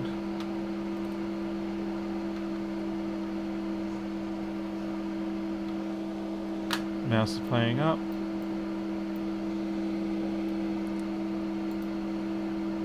Keyboard I2C SDA. Alright, so we're going to take the diode value of that and we'll go and compare it to keyboard I2C SDC. Now, SDC? Yeah, well, SCL. The clock and the data should be pretty close in terms of diode mode. They shouldn't deviate more than, a couple of percent.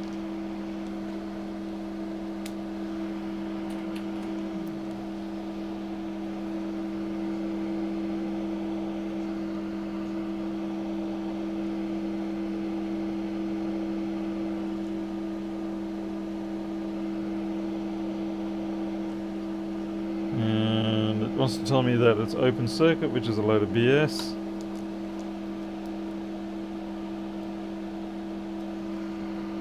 Let's see, where else can I test this?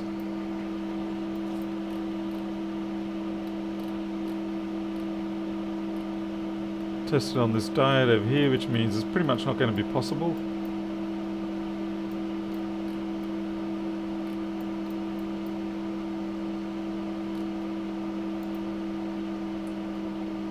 Oh, well, just test on the keyboard connector. Duh. Okay. Which one is that? 1, 2, 3, 4, 5, 6, 7th one in. So 1, 2, 3, 4, 5, 6, 7. That's interesting. We actually open line on that. I would not anticipate that to be open line. Or over limit, technically. I would expect that to be connected to the SMC. Okay, where's the... see, keep it in... Now there should be the SCL line somewhere. So we've got... that's the data. Okay, there you are, there's the SCL. And that's like 6, the 9th pin.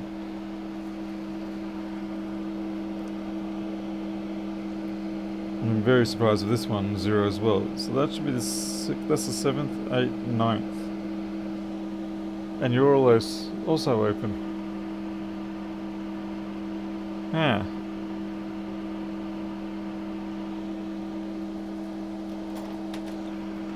I genuinely would not expect them to be open.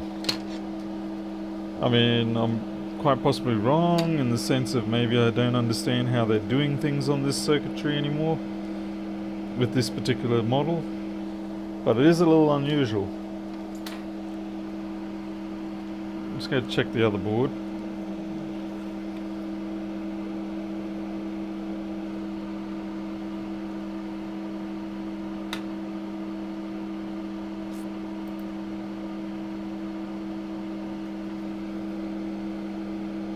One, 2, 3, 4, 5, 6, 7. And lo and behold, it actually is. And 8. Yep, they're both open line. That's kind of curious to me. Now I'm going to have to find out what their technique is.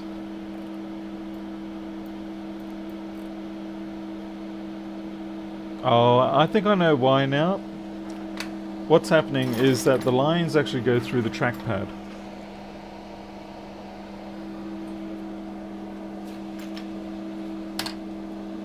Okay, if you look at the schematic, you'll see what I mean.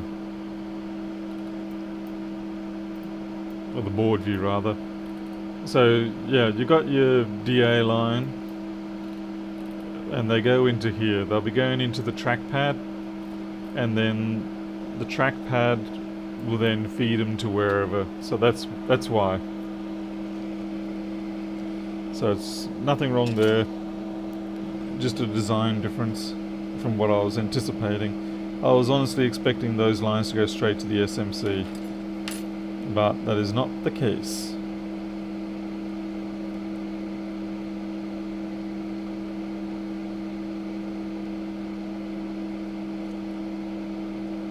I was starting to run out of ideas already. Hi, Victor Young. Good to see you. Could be a bad bias, maybe? Seems a little unlikely to me.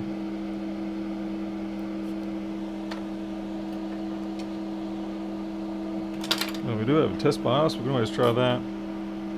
Hey, MC Rams or McRams. What do you prefer, MC Rams or McRams?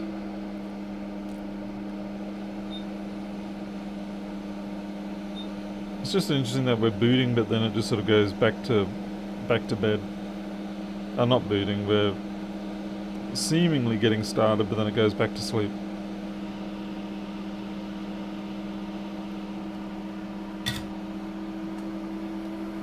There's no veer. There's no veer. Okay. There's no veer. Look, let's see. Let me find a board. I'll be happy to be wrong, but there's no veer as far as I'm aware. Here we go. We've got one of the boards here. Okay. The part's been stripped off. Okay, and this is what I mean by the forked out tree. So see, this is the line here, forked out tree. And anyway, this really shouldn't stop it from booting as far as I can tell, but I'm going to scrape that back. So what's happened is it's actually cut off just on the pad there, but these two connections are intact.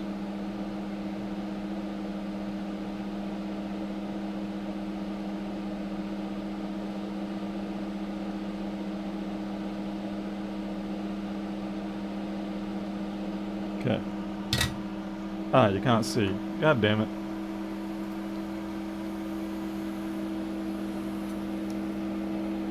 Okay.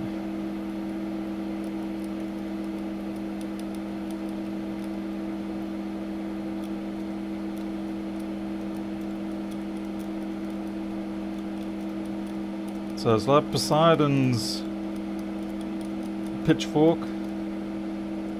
Okay, so what's happened on the other one is this, it breaks just here, this pad is gone, but it's intact on the rest of the fork. Now, what you're saying, what you're trying to say is that you think there might be a veer under there. So what we'll do is we'll scrape this off and see if you're right.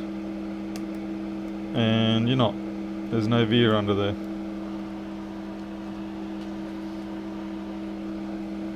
If I had to guess, I would say they probably jammed the veer under this one. Let's have a look and see which one it is. It's like the street show. Ah, it looks like they might have put it on this one. Ah, they put it on the bottom one. So there's the veer. And that's intact on the board I'm working on. So we are getting power in and out. This one here is gone. And that's what I mean about the fact that, you know, you think that I've missed something, but I've looked at it and I've decided, no, I don't see a veer there, or I know where that corrosion ended, and I just carry on. But it's very hard for me to convey that sometimes, in as much as it's hard for you to describe what you're trying to tell me. And don't forget, I've also got the significant advantage that I have, I've got the stereoscope vision here, whereas you've got the limitations of being monocular and dealing with YouTube compression and dealing with poor lighting on my side.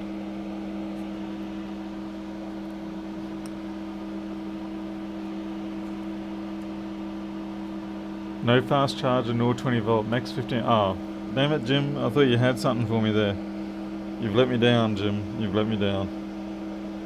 Off to the sin bin with you. Well, I might poke around these pads here and see if anything comes up with what whoever's put that data in.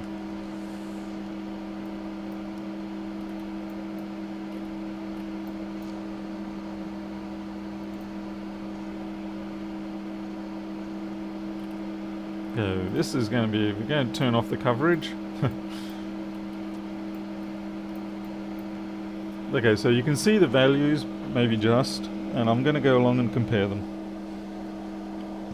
Now there's going to be some variance, it could be anything up to about 10-15% variance. The main thing is more consistency.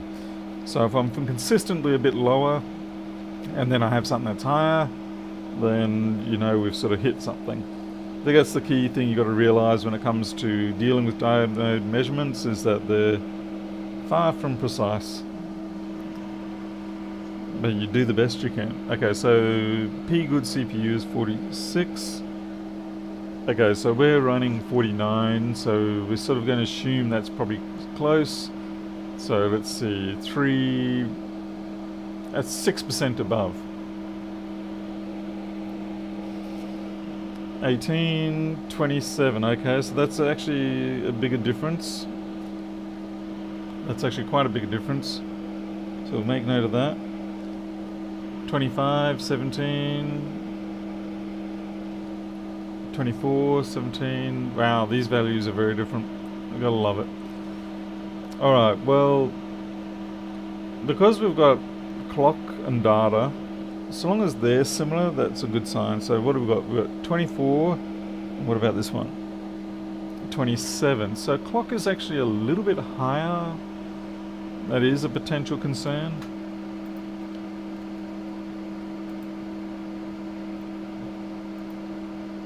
What are they pulling up to? Vid's clock.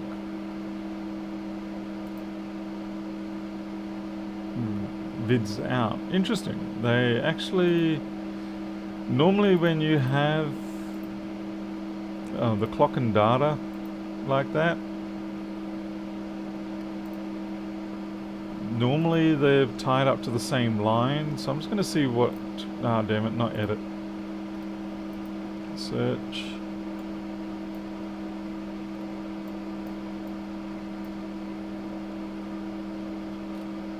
So normally this section here, you would expect those two to be the same. Mind you, that is weird. They're actually being pulled up very differently. So this is not a... Yeah, it's not a very typical circuit by the looks of it. So we've got pulled up by 100 here. Yeah, it's very different. Okay, that's fine. Then we can understand why there's differences on the values now.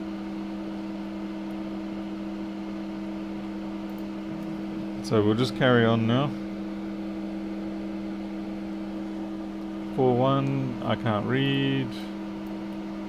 Okay, 4-0, that's pretty much smack on. 4-1, 4-2, that again, smack on.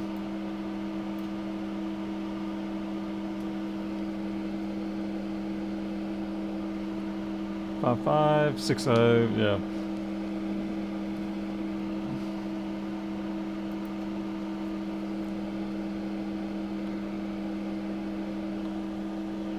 So 5-5,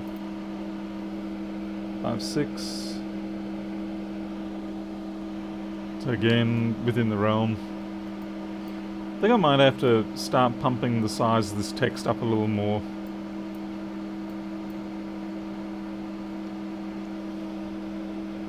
At least the hover over works.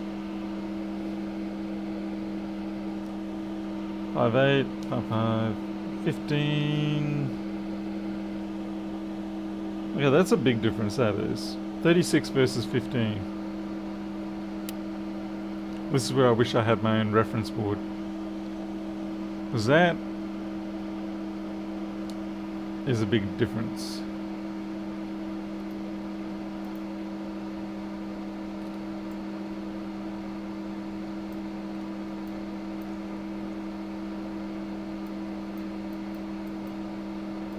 CPU VReg stuff. Alright.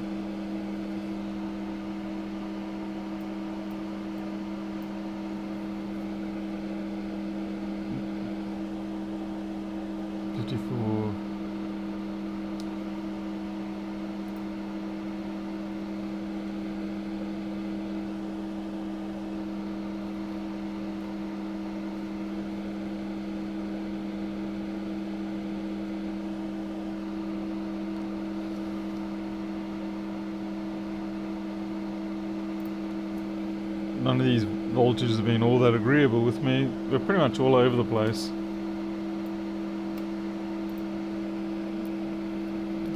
However, that said, in many cases,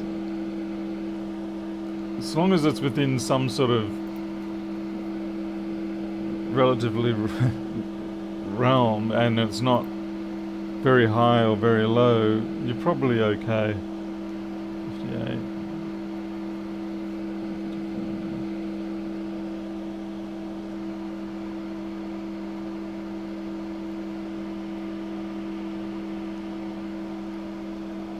Yeah, Sotterbridge, I do tend to agree with you, but yeah, that's why we're going to have cumulative values and averages and things like that, and you'll have a high-low range.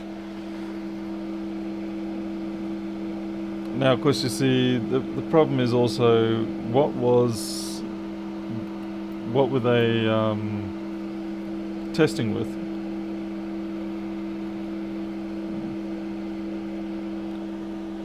$55, $58, that's pretty good. The other thing is, am I needlessly questioning their values? Maybe I should be questioning my board.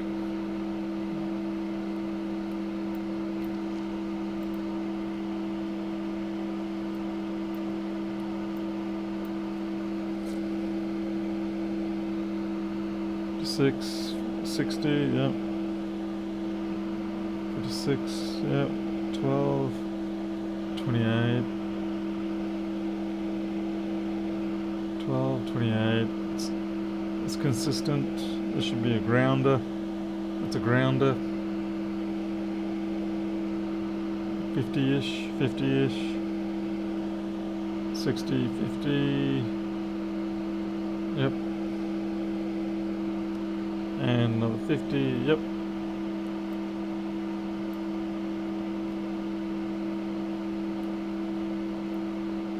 No data.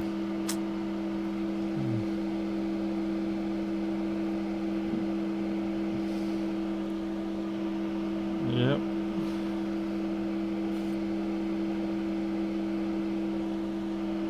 Yep. Yep.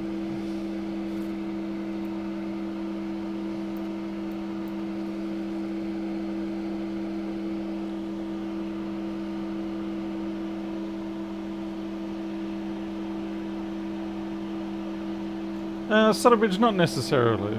I mean, yeah, possibly, but not necessarily. I think there will be times when people decide that they want to add their values anyway.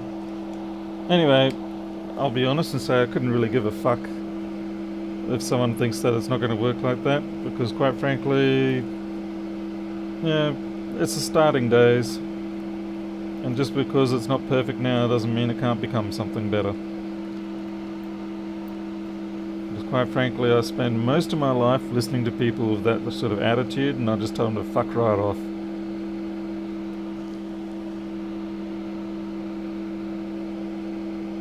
If I kept that attitude, I'd never have made FlexBV, that's for sure. Or, in fact, most of the things I've designed. 6. I just get angry at people sometimes. Myopic attitudes.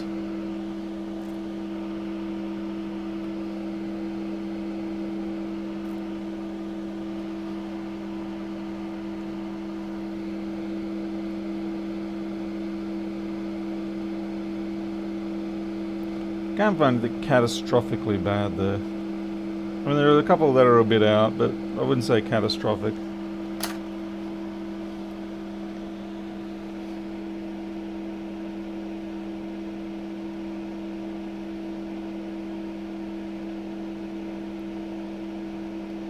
I think if people depend blindly on board values, diode values, then they're going to have a hard time. But they are certainly very useful when you want a ballpark reference.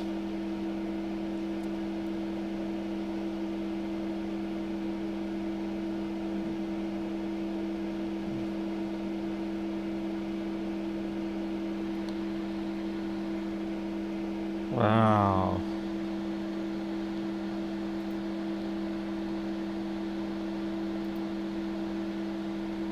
Yep, piss off, Sutterbridge. Pretty much had enough of your crap.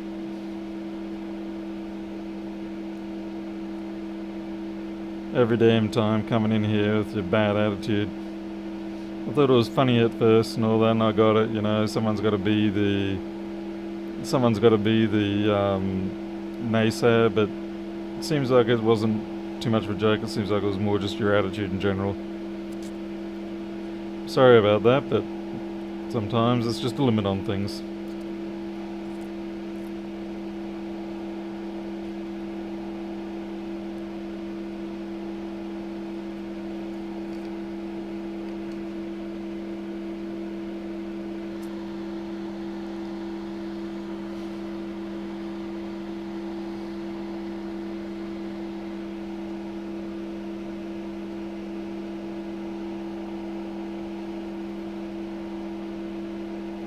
Yeah, what is that?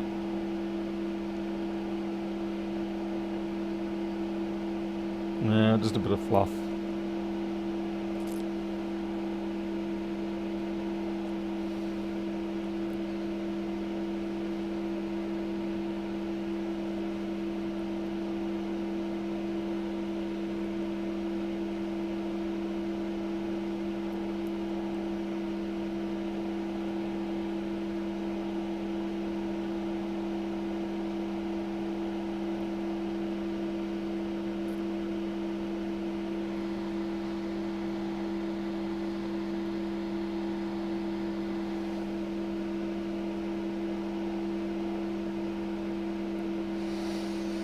Yeah,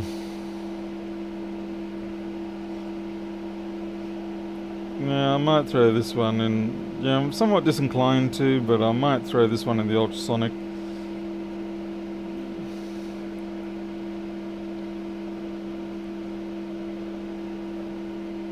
Because I'm starting to sort of hit the limit of what I can chase on this liquid damage.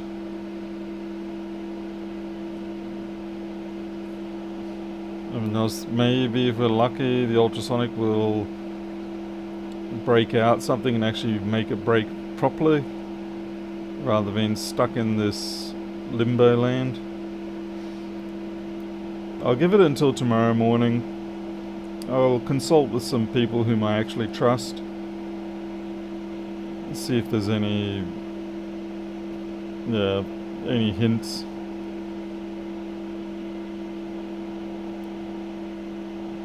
Yeah, it could just be something like a bit of junk under the CD3215s, but yeah, the liquid damage didn't really get up into that area, because the liquid damage was all in the completely opposing corner.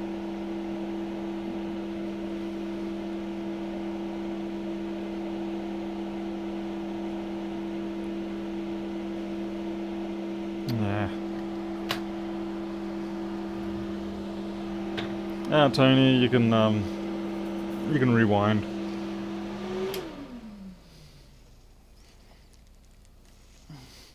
Yeah, the inner jack. It was useful in South Africa, that's for sure.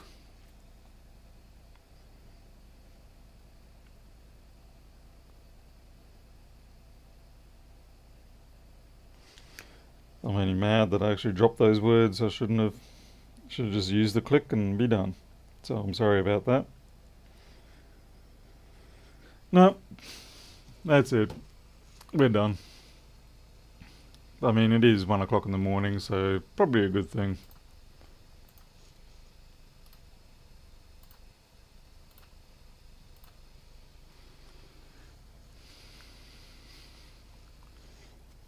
It's probably Coke that was in it. So it's hard to say. I'll pop the heatsink off just in case. I'd be very surprised.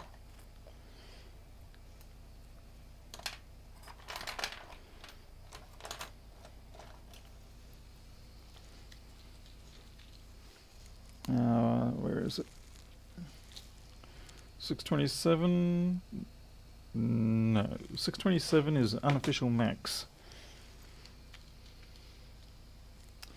So we're very glad that I do put the stickers on the screw containers. Oh, there it is.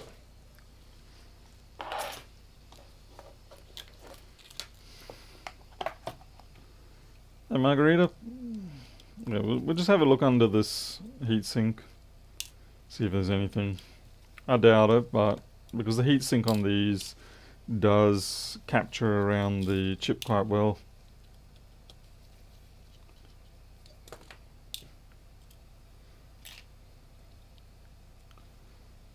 Looks like I've had it off.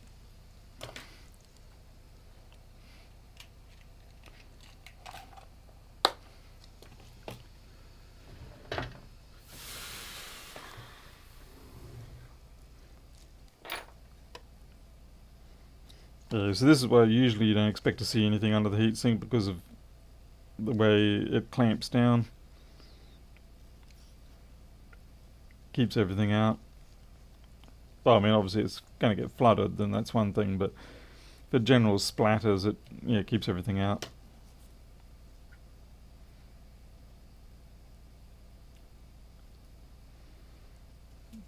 Check the other side, shouldn't be anything to see.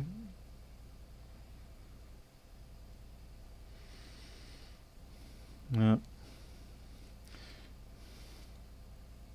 It'd be nice if they were all just replace the ISL or replace the CD3215s, but sometimes they don't work out that way. And if it's not them, then often it's the PI3 2424 USB, but it's not that in this case because we are getting the 20 volts.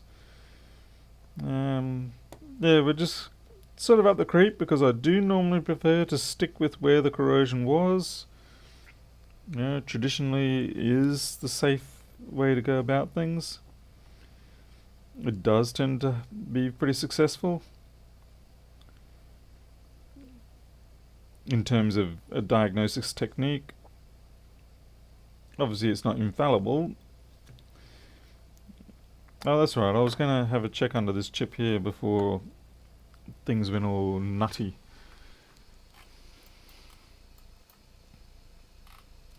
First I want to see what this chip is. What are you? Jack codec. You can't really blame that too much. I think I'll probably just be wasting my time lifting that in that case. I could try to lift these speaker amps again.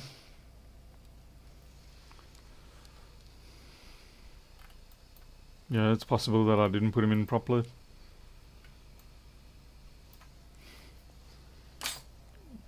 Because if the speaker amp shorts something to ground, then it might not get fired up.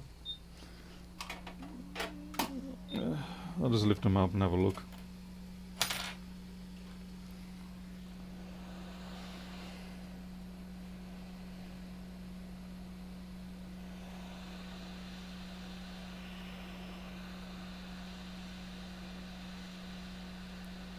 I mean, things were pretty disastrous under here.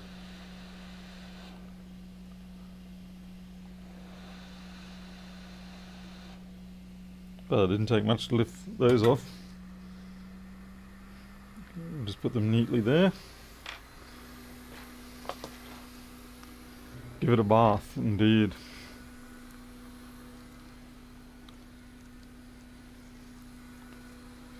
By the way, when I was talking before about this meter staying on, I realised now it was because the PD switch was set to on.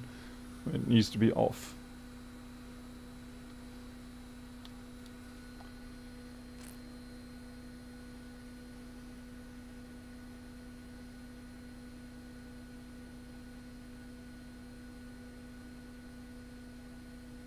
Hey, we're up to 700. And then down to 300. We were higher this time. That's interesting.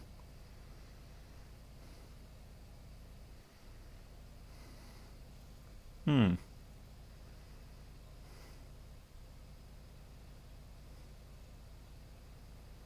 might have been because it was hot. Although it usually doesn't work that way, but anyway.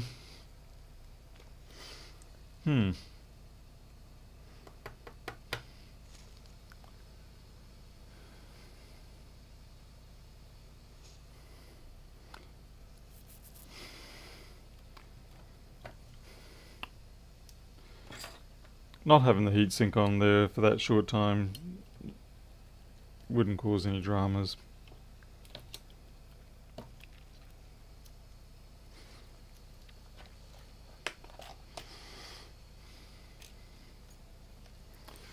Now, on the other hand, if it was an Athlon 1 GHz from the early 2000s, then yes, it would have been instant dead chip.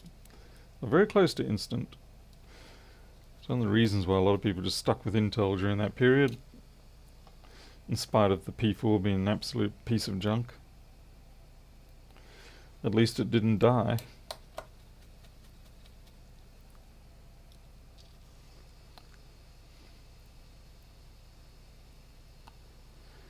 Miles, I did check. None of them are shorted that I'm aware of.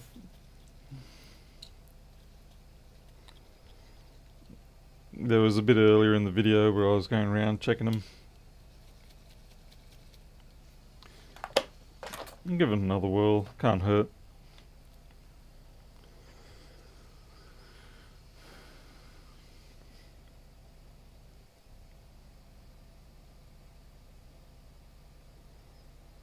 I mean, the old Athlon chips did have protection, but it was never fast enough to stop the complete destruction of the chip. It was more protection for slow changing temperatures, or against slow changing situations. But it did not do so well when that heatsink was missing. And things just went up in a matter of, well, a tenth of a second or so.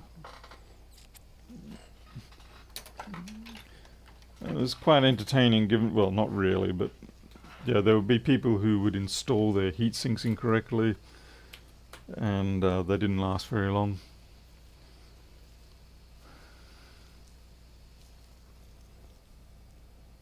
So we're just, that's so weak. Okay, the reason that's beeping is because there's energy in the circuit still, and we have to bleed it off, which we've done. Okay. So you have to be careful. Sometimes you get excited because you think you found a short, but really you haven't.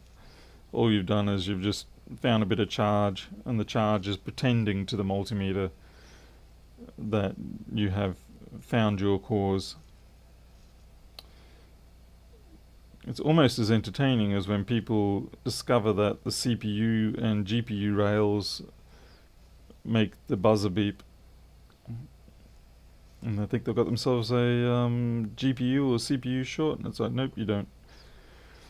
That's why you got to switch over to ohms mode and have a closer look.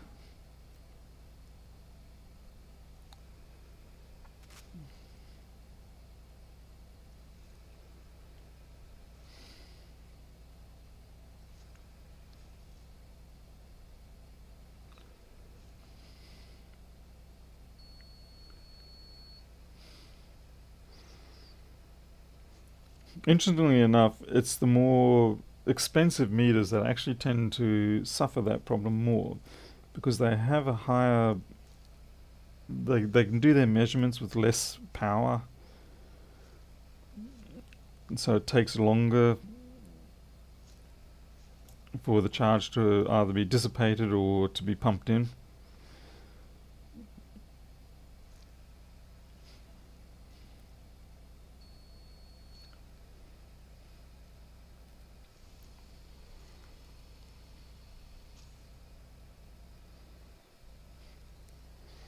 It's weird. It's saying open circuit there, but when I'm looking at the meter, it's actually up to 4K now.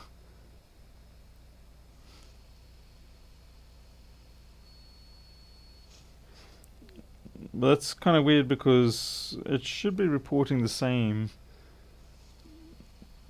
on my on the data dump, but it's not. That's kind of, I'll have to investigate that.